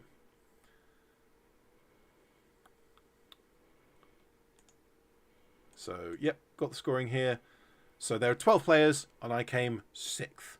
Dead in the middle. Surprising, given that I got 2 losses. I was expected to come further down, but it is actually dead in the middle. Now, even though I didn't score a prize, because obviously middle of the pack, no prizes there, we do have something at the tournament that we like to do, which is the player's choice. So at some point during the day, probably during the third game or in between the second and third game, you get handed a piece of paper and a pen, and you write down the name of one of the other players. And the criteria is just whatever you think. Are they a polite player? Are they a helpful player? Are they kind? Are they funny? Do they have a nicely painted army? It doesn't matter. Whatever you like, you just pick another player who you think is a nice person or whatever. And the event organizer totals them up, and that's the player's choice. So I like this. This is not something I've experienced before in other events, but for a small community game, this is great for 2 reasons. One is it kind of encourages people to be nice, and we appreciate those who are kind and helpful players, but also having a bunch of dudes in a room playing games, no one will ever ask what the other guy's name is. No one knows anyone's name in our group. And so when you have to write down someone's name, you're like, oh, okay, I need to go and ask what this person's name is. So it's a really good way of learning what people's names are. And that's as funny as that is just an absolute truth. Guys will play war games with each other for 6 years and not know each other's name. But today, I was actually voted as the player's choice. And so, for my prize, we have a Kazakh Light Walker. In fact, I have it in front of me, right here. Even though we've been playing Bolt Action, we have a Conflict 47 prize.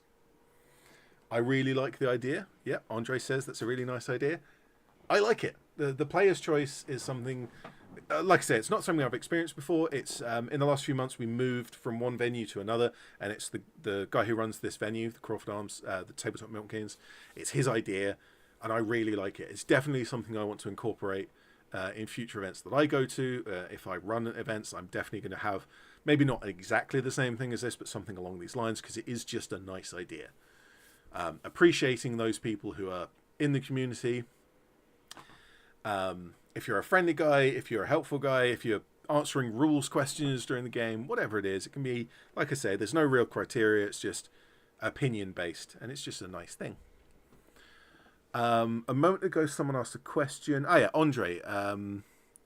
Which do you prefer strategically, a field battle like this or an urban combat?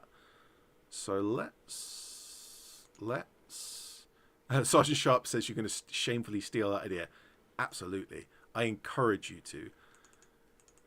Let's have a look at the field. Yeah. So this type of field, you've got a lot of open ground. So you can move fairly quickly. You often have gaps in between terrain, so you can actually move at run. So there's a lot of potential for movement, but as we've seen in certain turns, like there and then like there, you can end up very exposed as well, oddly, even though there's quite a lot of terrain. The comparison to a city fight. Let's see. Right at the beginning, I think it is. Yeah, kind of here. An urban combat here, you can get in these really heavily dug in positions, which in theory is very hard to shift and fire upon all sorts of other things, but often you're also shooting at something that's in heavy cover, which means you're not necessarily doing as much damage as you would in open ground. It's not necessarily a matter of one being better than the other, because they are different styles of play and you can approach them in different ways. You can certainly be very aggressive in a city fight, or you can be like I was here, more setting up fire positions, but also in open, more open boards. You can be very aggressive like I was in the game 3, or you can be more kind of defensive and set up firing lines like my opponent did in game 3. So there's different ways to play on all sorts of different types of board, and I think I prefer the variety more than one type of board or another. It's one thing I appreciate about the collection of terrain that this group has, but also about going to different groups like I have. You end up encountering different terrain. I just like going to a board, having not seen what the terrain is before, and looking at it and going, what do I do? What is there on this table? How do I play it? How do I move? How do I shoot? Where are the sight lines? Where's the line of sight blocking? Where's the rough ground that's going to slow me down? Where's the open ground that's going to be maybe more vulnerable, but I'm going to move through it more quickly? I like going to a table that I haven't, that is something different from what I've expected, or something what I've played before. If you play on exactly the same type of board over and over again, something like chess is an extreme example where it's literally the same every time. There's a certain kind of logic to that, and you're playing in a way that can be the same, but also doesn't necessarily, because you're responding to your opponent, and you are just fighting against your opponent. You are just competing one-on-one with your opponent in kind of a pure way. Whereas I prefer the chaos, the absolute complete difference that different boards will get, and you turn up to a board and you go, right, what am I doing? What's the mission? What's my opponent brought?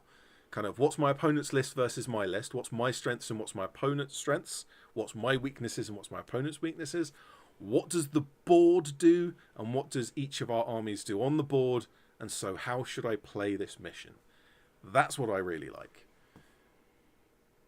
That said, this particular city fight board I don't like, because all of these roads are 90 degrees and 0 degrees to the edge of the board, which means you always get a road across the middle of the board, and that always sucks. If this was at an angle, or if this wasn't a road, if it was just rubble everywhere, you could put these buildings in all sorts of different places, and you could have like a big road diagonally across the board, And so then you can decide, do you want to be down here where the start of the road is so you can fire down the road? Or do you want to be over here and push through the cover and nip across at the top? I much prefer that type of city fight. And I have had a lot of fun on games like that, where there is dense terrain. Generally speaking, I like denser boards than more open boards. So I probably would prefer a well-built city fight board over a well-built open board, because I'm able to charge up, get up close and personal. There's a reason why I started with the Soviet Union at the beginning. Tank riders and submachine gun squads. Get me within 12 inches. I need to be within a foot on the table of my opponent to do anything. Also charging. It's also why in Conflict 47 I play as the Japanese, who are extremely good in close combat. Probably one of the better nations overall in close combat, although Japanese are sorely lacking in the variety of stuff. So yeah, I probably would choose a city fight over an open game, but realistically what I like is a variety and having different boards every time. Right then, what are we at? We're at an hour and a half. We've got plenty of time left. And so what I'm going to do is I'm going to adjust some stuff, because that is the model that I won from the Player's Choice Award. And it's right in front of me. And we have half an hour. And I have super glue. And I have clippers and a knife. I have tools. So if you just give me probably 60 seconds, I'm going to move microphone and cameras around, which will probably make a bit of noise. Speaking of noise, let's have the music back. So let's have a little bit of musical interlude for a few minutes, probably 30 seconds while I just adjust my cameras.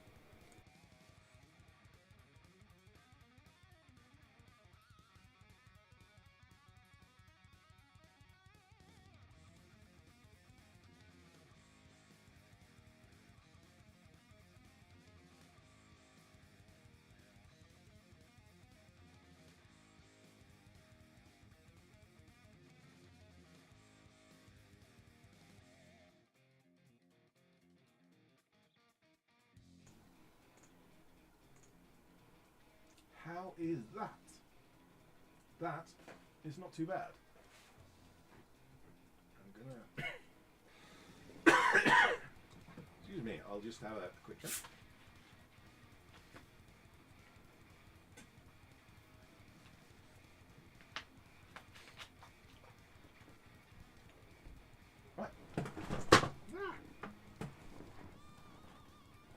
Well, that was lucky. I just kicked over the power connection for my computer. If I'd have kicked that in the wrong way, that would have ended the stream very abruptly.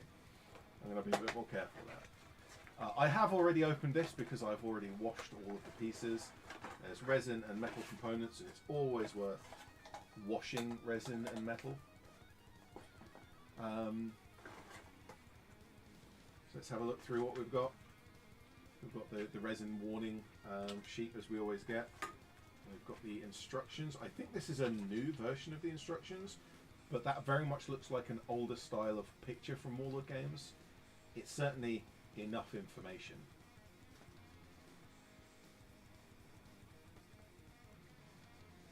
It's using the webcam's mic, not the proper mic. Let me just double check that, because that would be a disaster.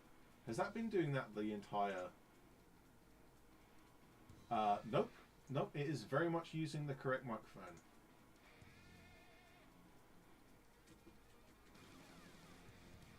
Yeah, you can't hear that.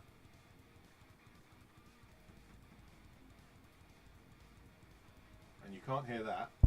But if I tap my actual microphone, which is now off to my side, that probably sounds awful. So it is still using the right microphone, but I think it's because I've moved the microphone out of the way, because usually my microphone would be here.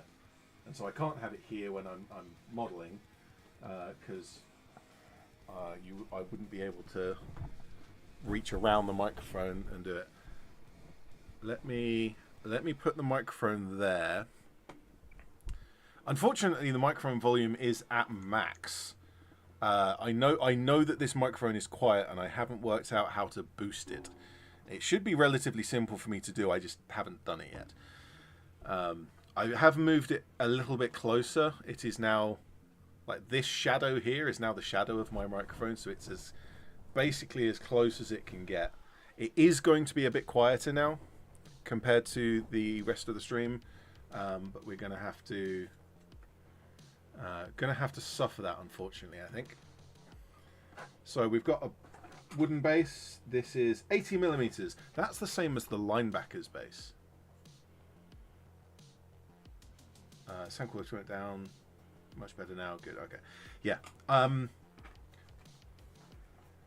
Short of having the microphone suspended from above, which would be the ideal way, there's nothing really I can do other than put it in roughly the right position. If I turn this direction, because currently this is where my microphone is, you're probably hearing me better here than if I actually look down. If I look here, you probably have a slightly worse audio, because it's a condenser mic. It really likes being this far from me, and it is now further away than that.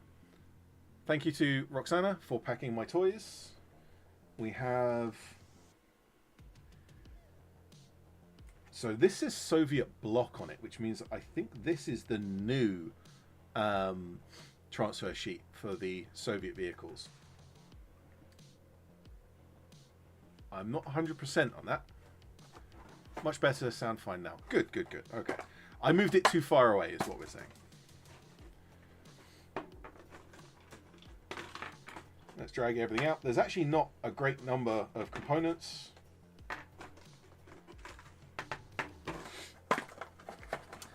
If anyone is able to, can you check the Conflict 47 downloadable rulebook army list for the Soviet Union and check what weapons the Kazakh has? Because I'm pretty sure it has some form of machine gun in the nose, which will be that. But then it also has a weapon that can go underneath the nose. And there's two options here, and I don't necessarily know what they are. I'm going to guess that it's an autocannon or a light anti-tank gun. That's just a guess, though. If anyone has the ability to do that, that would be greatly appreciated.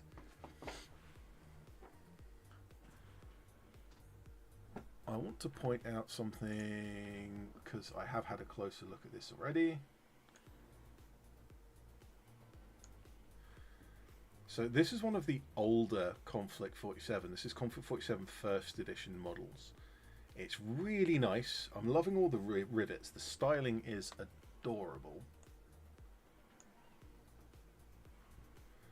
Sergeant Sharp, light autocannon and forward medium machine gun. Camera plate, light autocannon with light anti-tank gun. Haha, I guessed correctly. Thank you very much for confirming that. So it probably means that this... I'm going to guess that's the autocannon and that's the light anti-tank gun. I'm probably just going to fit this on because it looks the coolest. I could magnet it, or I could make a clip so that I can swap them out, but I'm just going to go with the cool looking one. So you can, in certain places,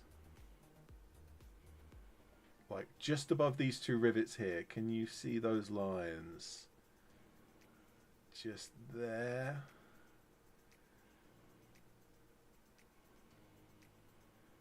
It's really faint, and it's just as faint in real life as it is on the camera. But those are layer lines from the original version, which is a 3D print. So over at Warlord Games, they've designed this digitally, 3D printed, and then used the print as the master for the casting. And this is a cast resin version of it. And there's just these very subtle lines from the layer lines of the 3D print. However, if you look at some of the newer Conflict 47 stuff, which is the same, is made in the same sequence of events, digitally sculpted, 3D printed, and then that 3D print is used as the master for casting, you cannot see the same layer lines. And that just goes to show that Warlord have improved their quality so much. This is not bad. This is perfectly acceptable. Once this is painted, you won't notice those lines at all. but they have improved upon this, and that's good.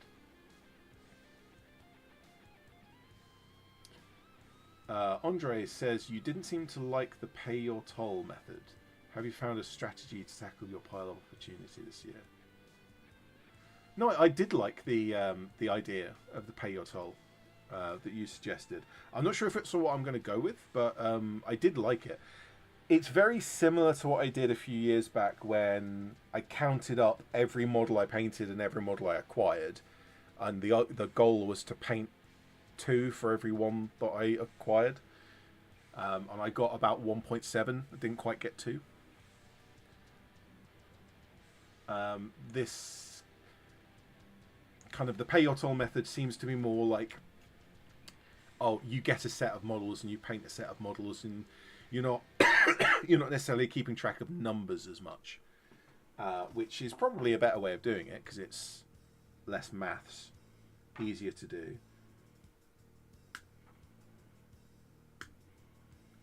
I do like the idea. It's just that it's similar to what I've already done. But there comes a point where I have to do something similar because I've done all the good ideas.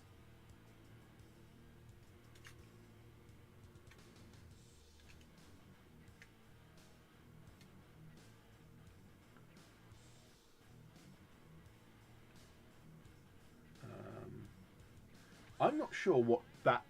because that's quite clearly a bit of sprue on there because it's been cast this way up and all of the other sprues pointing in the same direction.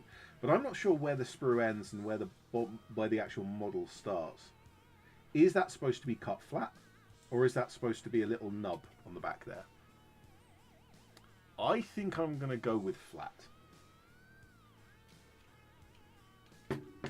Yeah, let's go with flat.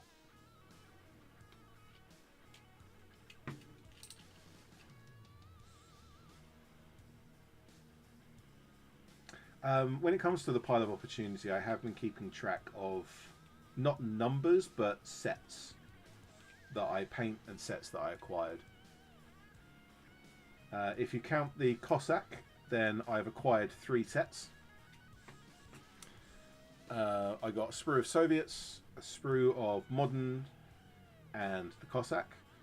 And in terms of painting, I've kind of done 3 or 4, depending on exactly how you count it, but they're all Japanese. It's Japanese bolt action and Japanese conflict, including the Ashigaru that I showed off on video last week. So at the moment, I am probably either slightly ahead or on even footing, break even, if you did count the pay your toll method.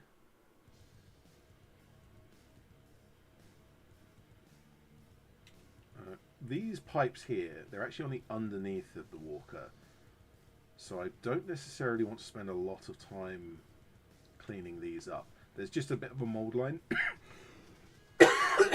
Excuse me. There's just a bit of a mold line down the middle.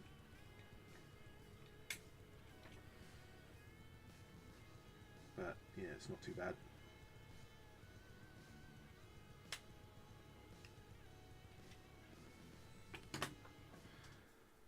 So if we're using that, which is the anti-tank gun, we think this has to go in kind of like that-ish. Ah, so there is an absolute disaster of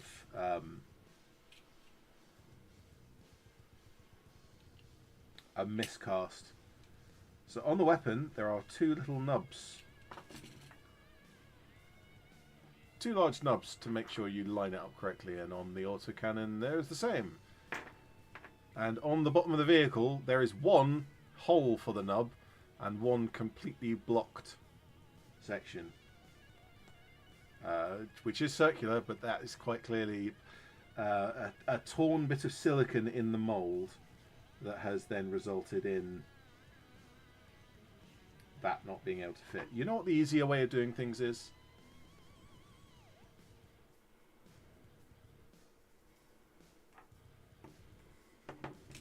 It'll fit now.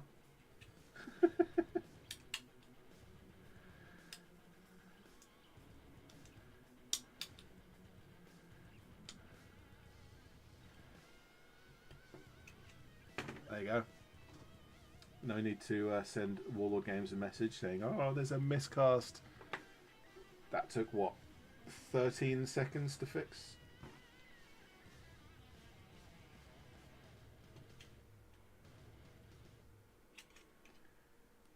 I do like that Warlord Games is, from what I've heard, very good at replacing faulty components, miscasts and the like. They show up every now and again. They're always going to. Warlord does a good job of replacing them.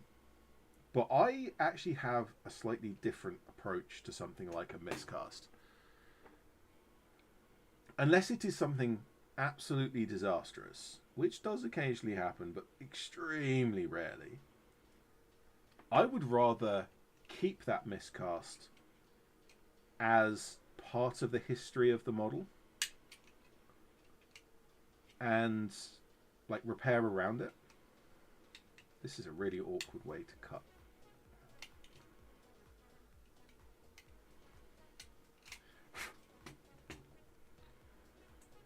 Similarly, when a model gets damaged, I would rather take that as an opportunity to repair the model, not try and hide the fact that it's been repaired, but repair the model in such a way that it looks like it has been repaired.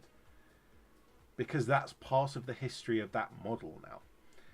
Now, there is a limit to that, because if you're constantly repairing models and constantly having to glue stuff back together, that gets annoying. But if you can just do it the odd time here or there, including the miscast of the brand new one, or the of a brand new model, or a damage to an existing model, it's just kind of part of the piece.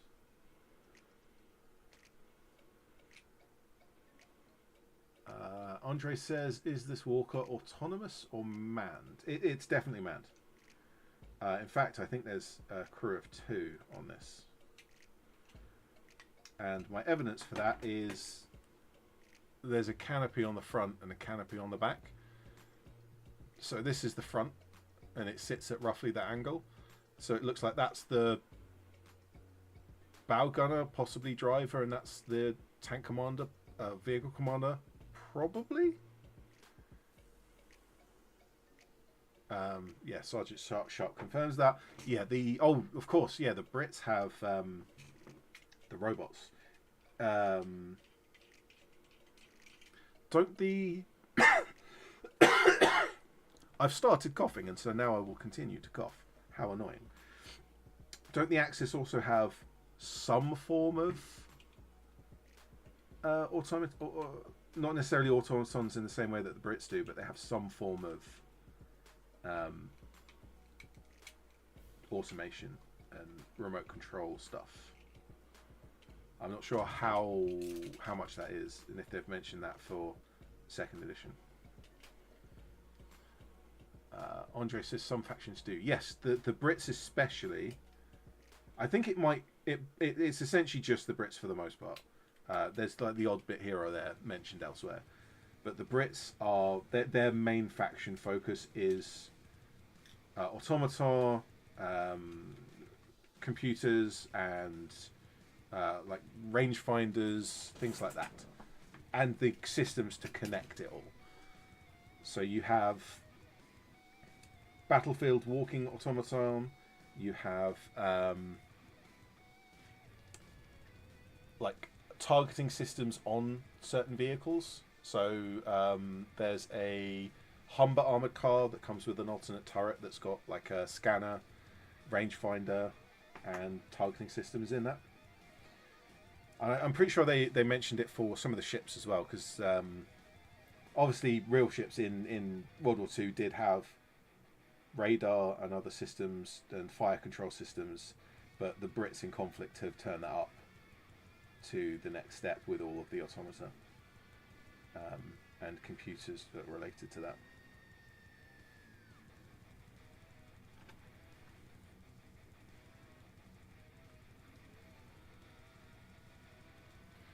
Right, so that's that going in. There's actually not a great number of components to this vehicle. the body, the two legs, the two hips, and then machine gun on one of the two guns. So 1, 2, 3, 4, 5, 6, 7. 7 components. Now I do have a plan.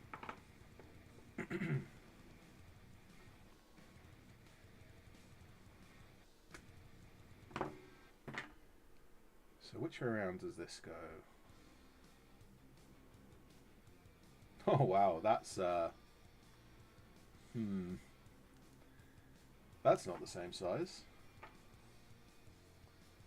Oh wow, okay, that actually... So it's interesting that the smaller part of the hip joint fits into the leg perfectly to the point where it clips in, but the other side of the hip joint it just rattles around in there. That's interesting. Do you think... no, I'm not going to action figure it.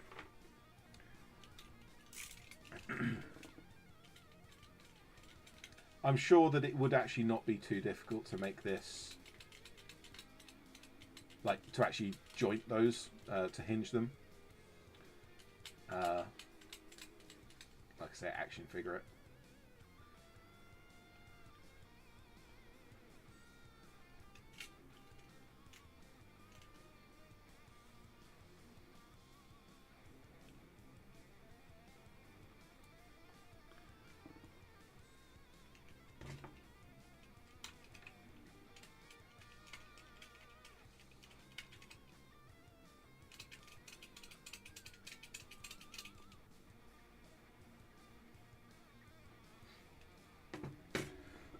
So what I want to do, sort of,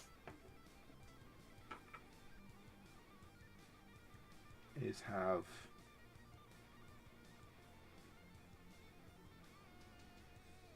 one leg kind of hunched a bit, so almost pointed like that.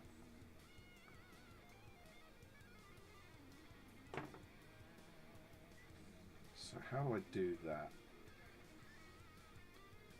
I think what I might need to do is trim where that wire comes in. It's preventing this from rotating any further. So if I trim that just a little bit in the right place, which would be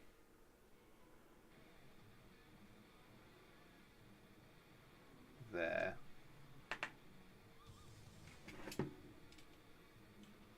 Well, that's awkward to get to.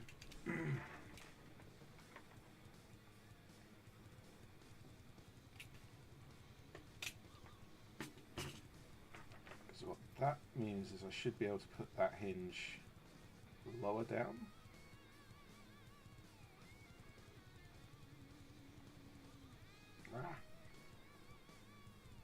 It's no longer clipping into place.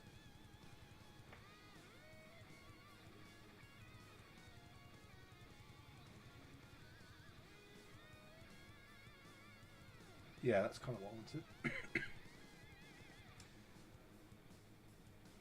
So I'm going to have that one like that.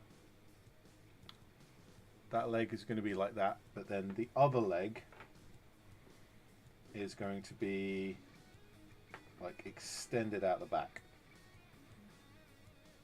And the idea is to make it look like it's really sprinting forwards. So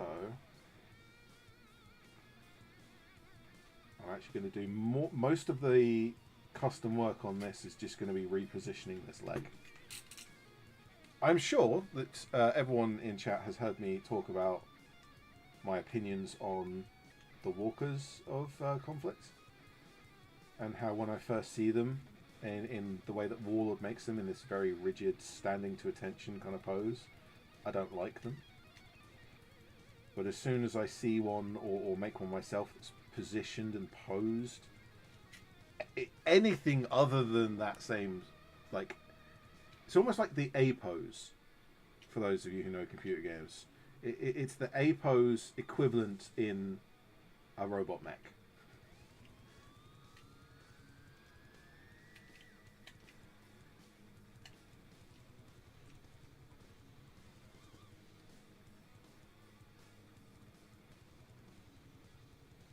So, do I need to do both hinges? I think I do. I think I need to cut both hinges. So to go from this rigid pose, I want to go to kind of that, but I want to extend it out. So I need to open up this hinge and open up this hinge, both of them.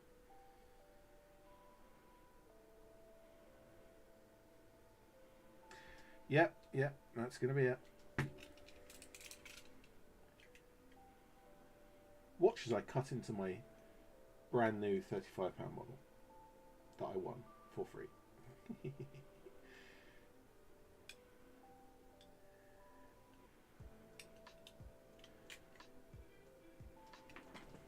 That's a bad way of cutting it. I'll cut it this way instead. Oh. That did not cut as cleanly as I had hoped.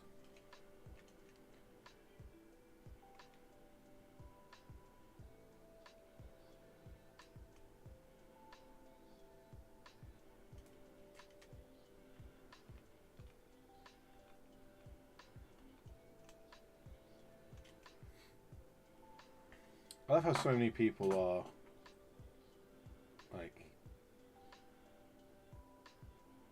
not afraid. Afraid's not the right word, but very cautious about modifying models. And when I talk about cutting the legs off of mechs and repositioning them, even with some very simple modifications, they get, oh, I don't know about that, or I couldn't do that. I couldn't cut into my new model like that. Whereas I get a new model, I'm like, where am I cutting first?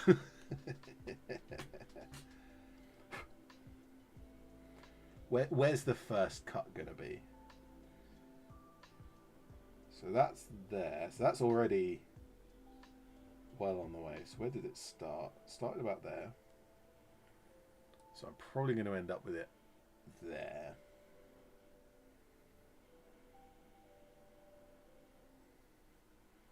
But as mentioned, I also need to cut this other hinge as well.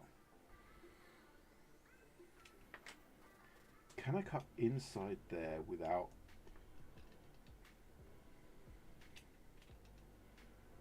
causing a great deal of damage to everything else?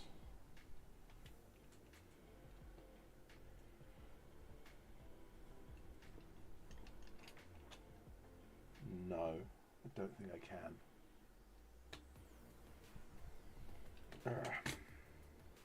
Oh no, I got it. That was easy.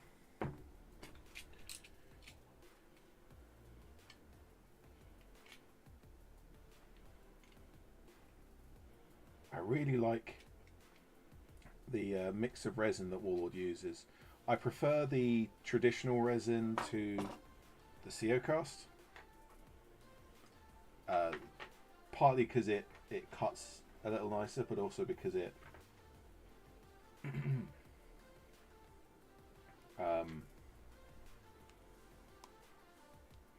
it glues better. What's the opposite of cutting? I don't know. Watch as Ed forgets all of the common words of the language. So that has gone from there,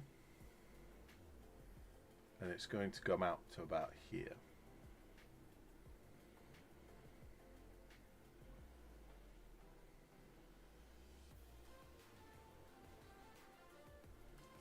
So what's the best way to shape this to get as much of a glue surface as possible?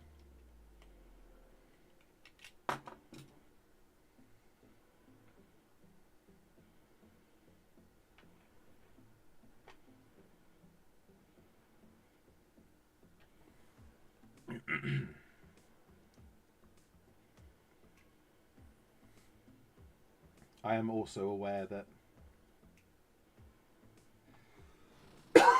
when I built my Vogelspinner, I glued the pieces back together with certain parts of the legs upside down.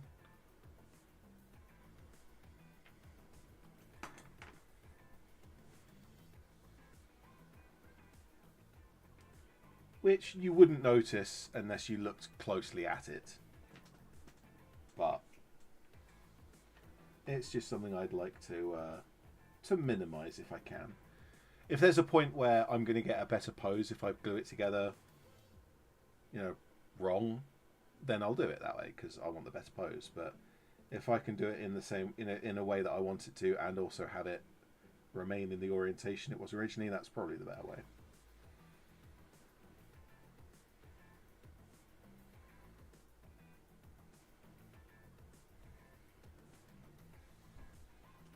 Right, so let's flood that.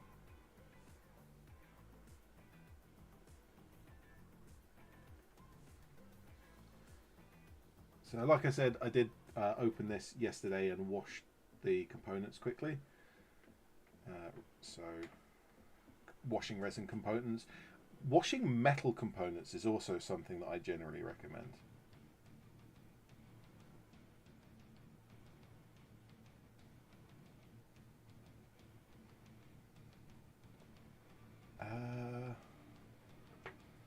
Yeah, let's just prep these parts while that first leg is drying. Something else that I'll point out that I noticed while I was looking through these parts is this is a massive amount of metal on the sprue that is just not being used. Look at how much metal there is there. That's rare. Usually companies like Warlord Games will clip that off and melt that back down in with the rest of it. But in this case, they've just given that, they've just left that in.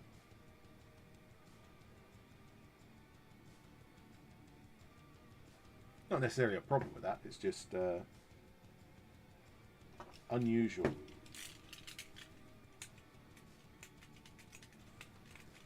So this is the bow machine gun.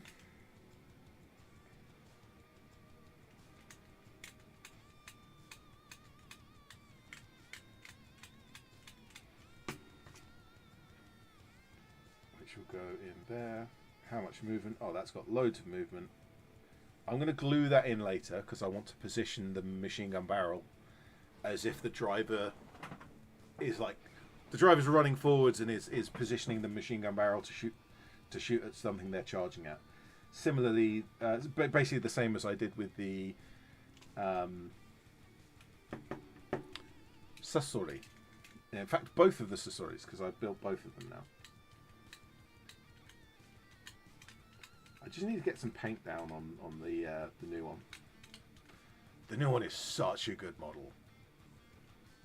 For anyone who hasn't seen the Type 7 Sasori, the new one, go and have a look at that on Warlord's website, because that's such a nice model.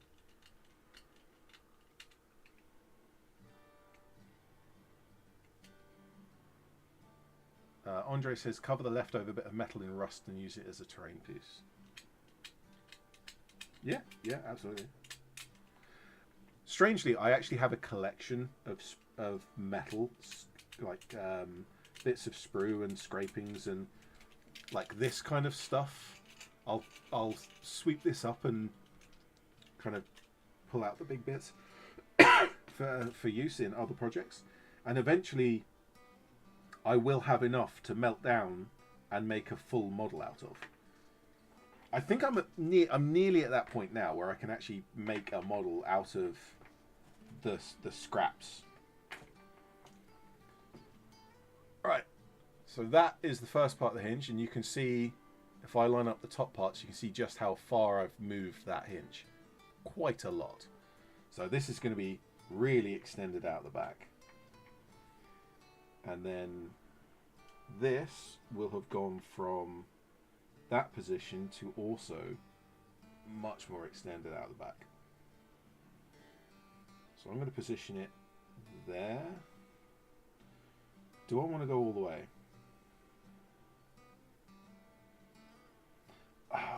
I kind of want to position it there because that's where I want it. But if I put it there, then I've got loads of gluing surface because it's going to contact against this piece, which is just going to make it so much stronger.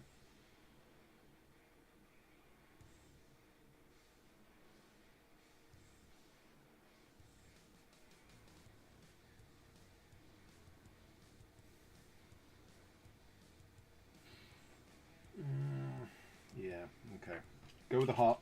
Go with the heart, not with the gut.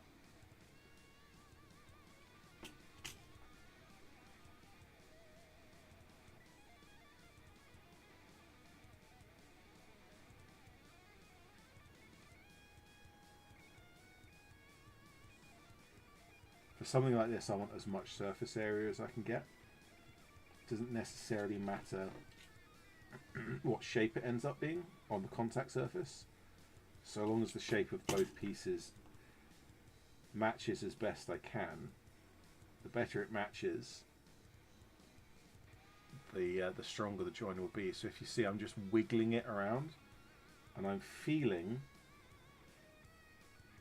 where it's touching.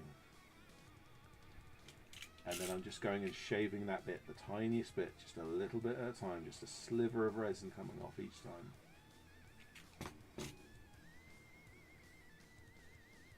Because when I put this together in the end, that's going to just make it much, much stronger.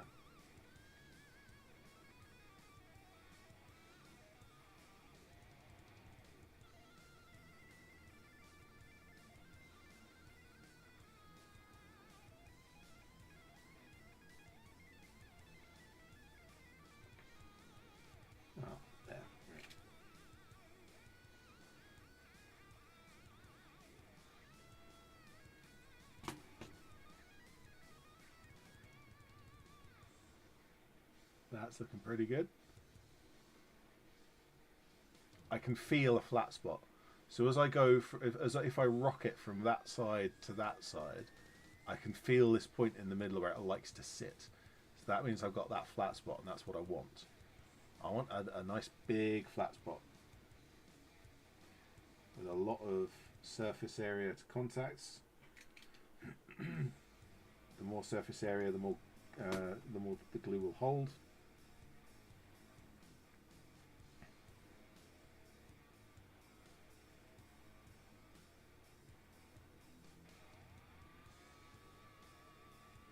Oh yeah, there we go. That's feeling really good now. I'm going to go with that.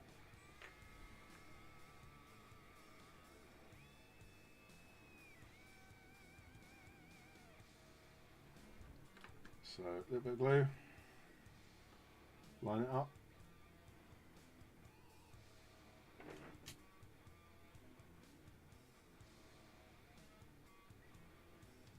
Find that flat spot. And then just hold it still. Right, I'm stuck here for a few seconds, so how's everyone in chat?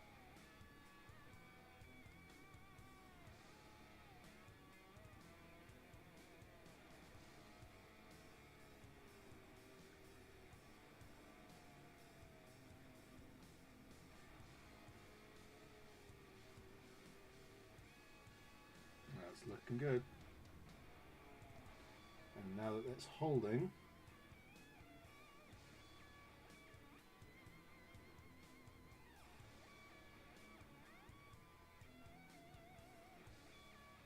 flood the join. And when I say flood, don't like go absolute ham on it. You want to get the bead of super glue to, through capillary action, pull into the join.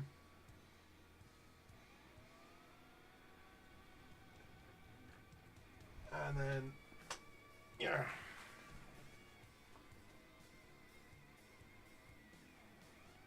Wipe off the excess. If you get any glue over detail, you're going to lose it. If you want a nice sharp edge, just run the... Now importantly, do not scrub it. Do not like rub the kitchen roll against super glue. Just very gently pass it over the surface. And then you get that. So now what we should have is a leg that holds together. It is, and so I'm going to put that down to dry for a moment. And let's get back to positioning the legs. Bear in mind it also has to fit on the 80mm base, so it doesn't have to. Oh, Sergeant Sharp says, I'm gluing myself to a Vickers medium machine gun at the moment. Shame it doesn't glue to itself as well. Number 1, have you washed the parts? Washing resin components is a must, but washing metal components is also a very good idea. Number 2, test fit.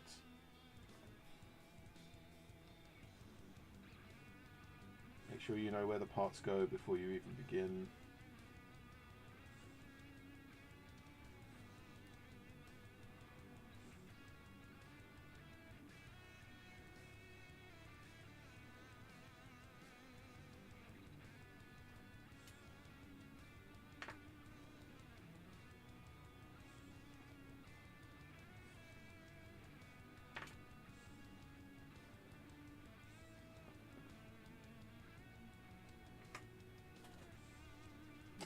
Actually, while that leg's cooking, we've got some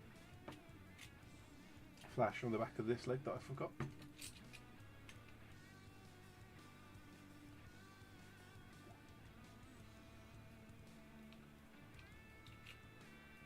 Always wash components, it's just that clumsy and tend to get glue on fingers. Yeah. Try to hold things together. That's another reason to dry fit, is just plan out how you're going to glue it together so that you know how to hold the components. Like you see me doing this. I've held these bits together over and over again, like half a dozen times now. And so one of the things I'm doing amongst others is working out, like, where do I hold it? What bit do I hold on to as I'm going? For very small components, that isn't always an easy question to answer. Although, I will remind you, tweezers are a thing that exists.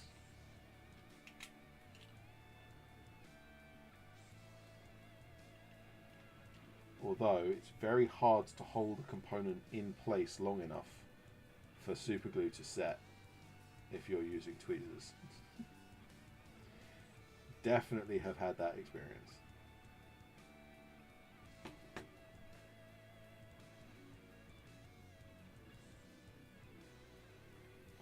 So I want it to look like it's like really bombing it along, absolutely sprinting. So this leg's going to be like down and out like that. And this leg's going to be... Hello, Ratman.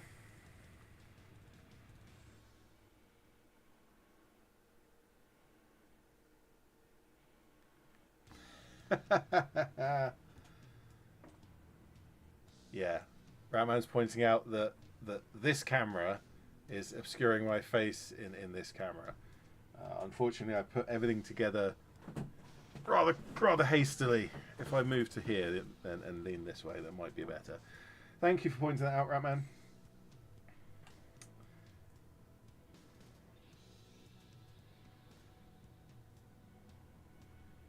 So that is about the pose I want.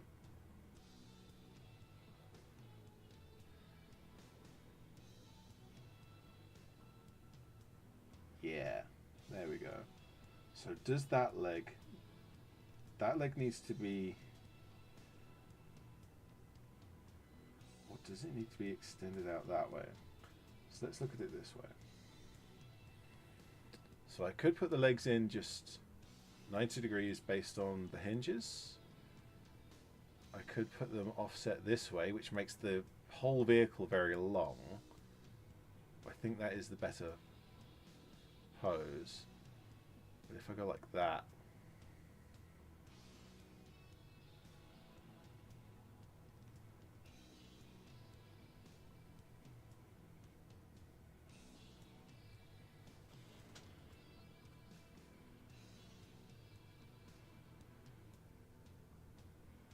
I think I'm getting there. Right, so I'm going to glue in this leg first.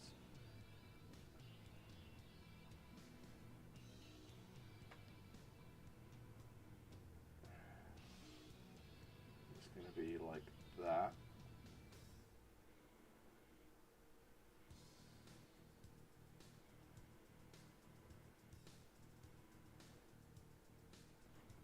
Is it though? Is it though? Ratman says Sonic running. Yeah, it really is. We have just spent like 20 minutes cutting this leg to reposition it out like that, because they used to be the same, like a mirror of each other, and I've just repositioned it all the way out there. So definitely getting that sprint on.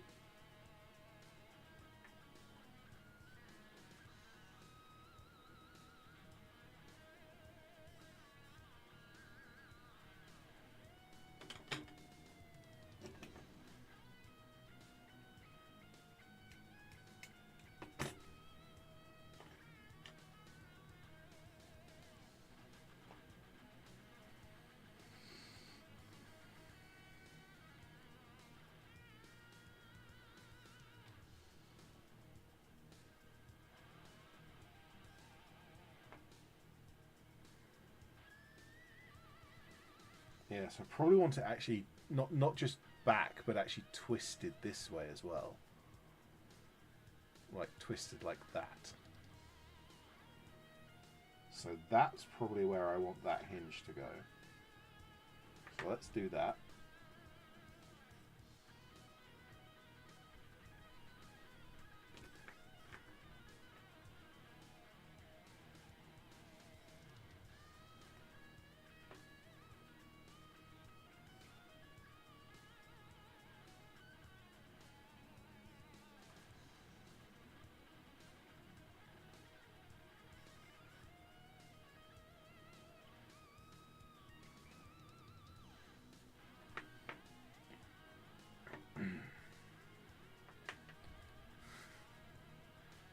Alright, everyone's making Sonic memes now. Okay, you enjoy yourself in the chat with your Sonic memes. So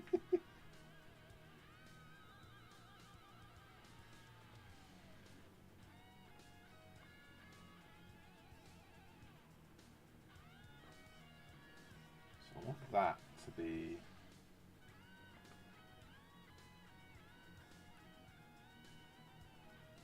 there.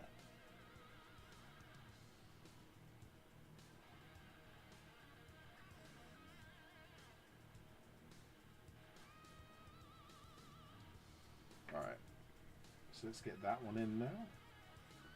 So I don't want it to be like really out back like that. I want it to be probably at 45 degrees. But I also want it twisted out like that. This just doesn't seem right. The amount of this is just rattling around in here.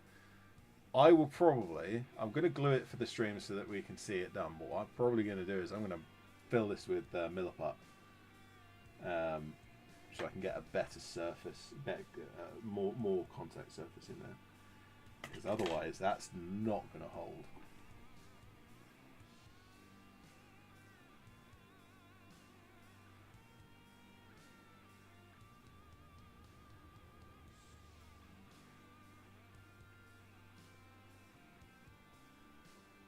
Right, I'm stuck here again. Does he lose gold rings when shot?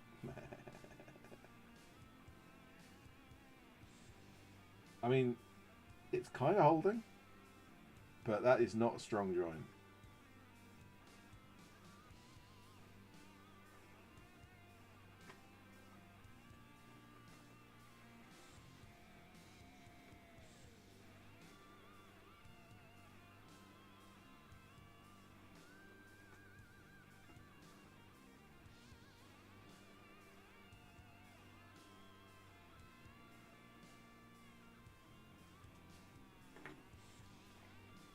I think I may have overcooked that leg a bit. I wanted that at a steeper angle, but I've kind of ended up with it sticking out the back. Oh well. On a mission for the Kazakh Emeralds. Okay, we get it. Sonic memes, ha ha ha.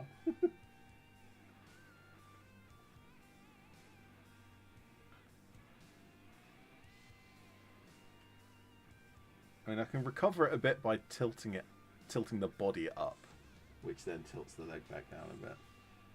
But I do want that.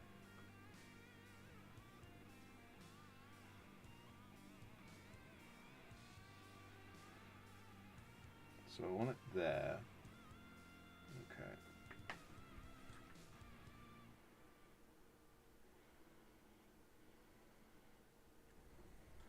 I'm going to need to find something that for it to step on, because I want it to be...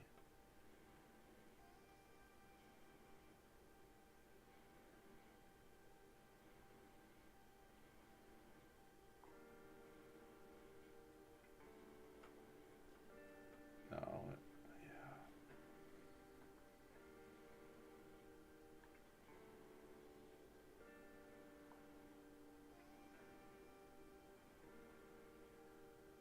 "36-inch advance and a 72-inch run." The Cossack or Sonic? I assume you mean Sonic, because that's a ridiculous distance to run in conflict. Although saying that, there are units that can go across the board in a single action, so it's actually not that unrealistic. But I assume you mean Sonic.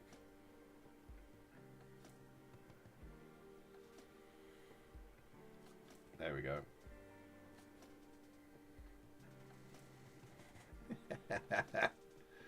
Oh, that does look a bit dorky, doesn't it?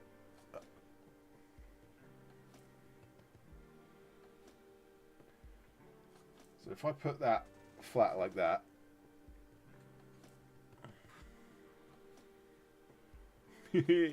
yeah, that looks pretty bad. But if I have it almost stepping forwards like that is how I want it. It's not what I was thinking, but actually that kind of does work quite well.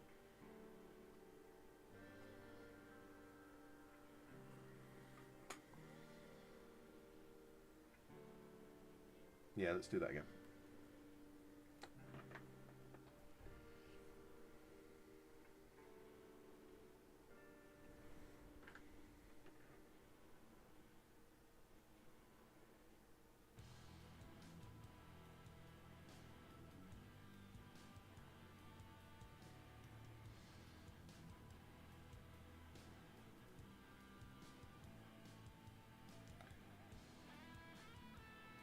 Or have it winding up to out someone.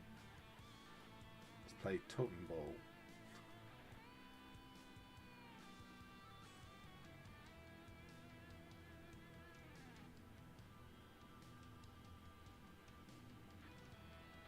Warlord Games doesn't have a fantasy rugby game, does it?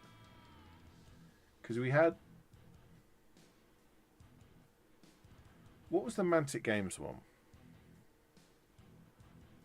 I painted a model of it a few years back. Oh, there you go. That's the pose. That's much better. That is an absolute proper sprint. So that's going to go in at that kind of angle.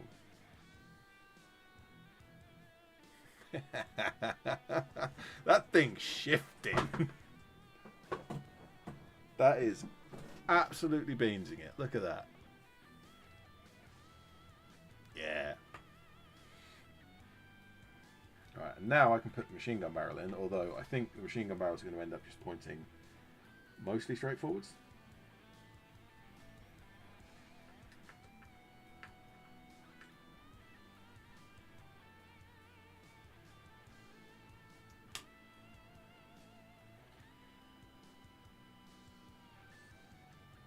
Maybe slightly off to, yeah, to the left.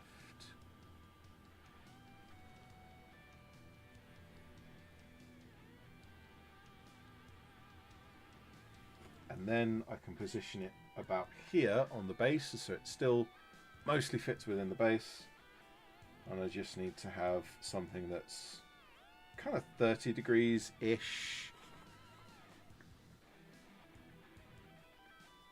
There. Actually, yeah, more like 40 degrees. Nice, nice, that works. Right then. We are well over my usual time for streaming. I'm aware that other people are also streaming at about 9:30, so I will call my stream here. If anyone has anything to comment, anything to suggest, any questions about the games that I have discussed or the model that I have now finished. Although I'm going to have to pull it apart again to mill apart up the legs, because that's not a strong... I mean, I could just flood that. I could just flood it. No, I'm gonna do it properly.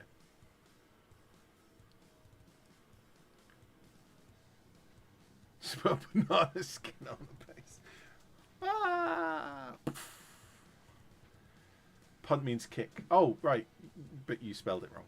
You said out. Waller does not have a guild ball. Guild ball, that's what I was thinking of.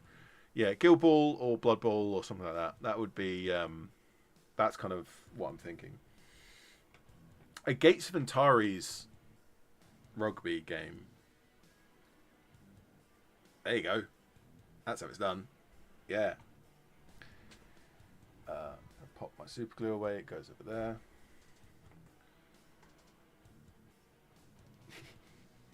Yeah, this model does not stand up by itself at the moment.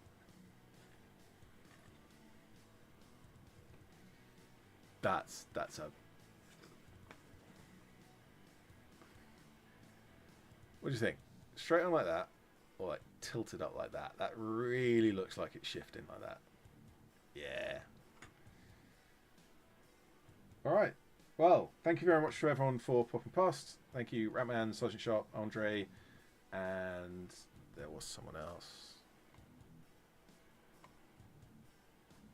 I'm certain there was someone else. I can't see. Hey, Awesome Out West.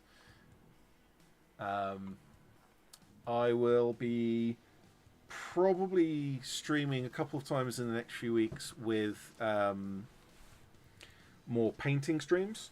There is not another event for 3 weeks, and that event will be the one that I am helping to run, so I will not be either. If I get enough footage and videos while I'm doing it, I will make it a video rather than a live stream. But also, I'm putting the event first because I'm helping run it. So I might not even get enough footage to do that. So we'll see how it goes. Like I said, I'm going to focus on getting the event right. And if I get enough footage, it'll become a video, not a live stream. So for at least the next 3 weeks, probably 4 or maybe even longer than that, it will be mainly painting streams. There might be some discussions for different things that pop up over those weeks, but I will be streaming at least once a week. That's my plan. Stream at least once a week, maybe twice a week, depends on how things go, but at least once a week with some painting for the upcoming future. My video for this week is a relatively short one, but I haven't actually edited it, so it actually might be something completely different. This. Ah, like that. That's funny. Yeah, I haven't fixed it, but it certainly looks better than the static pose. Right, let's call the stream there. Thank you very much to everyone for coming past. I'm ED-SKaR, I always will be, and I shall see you in the future.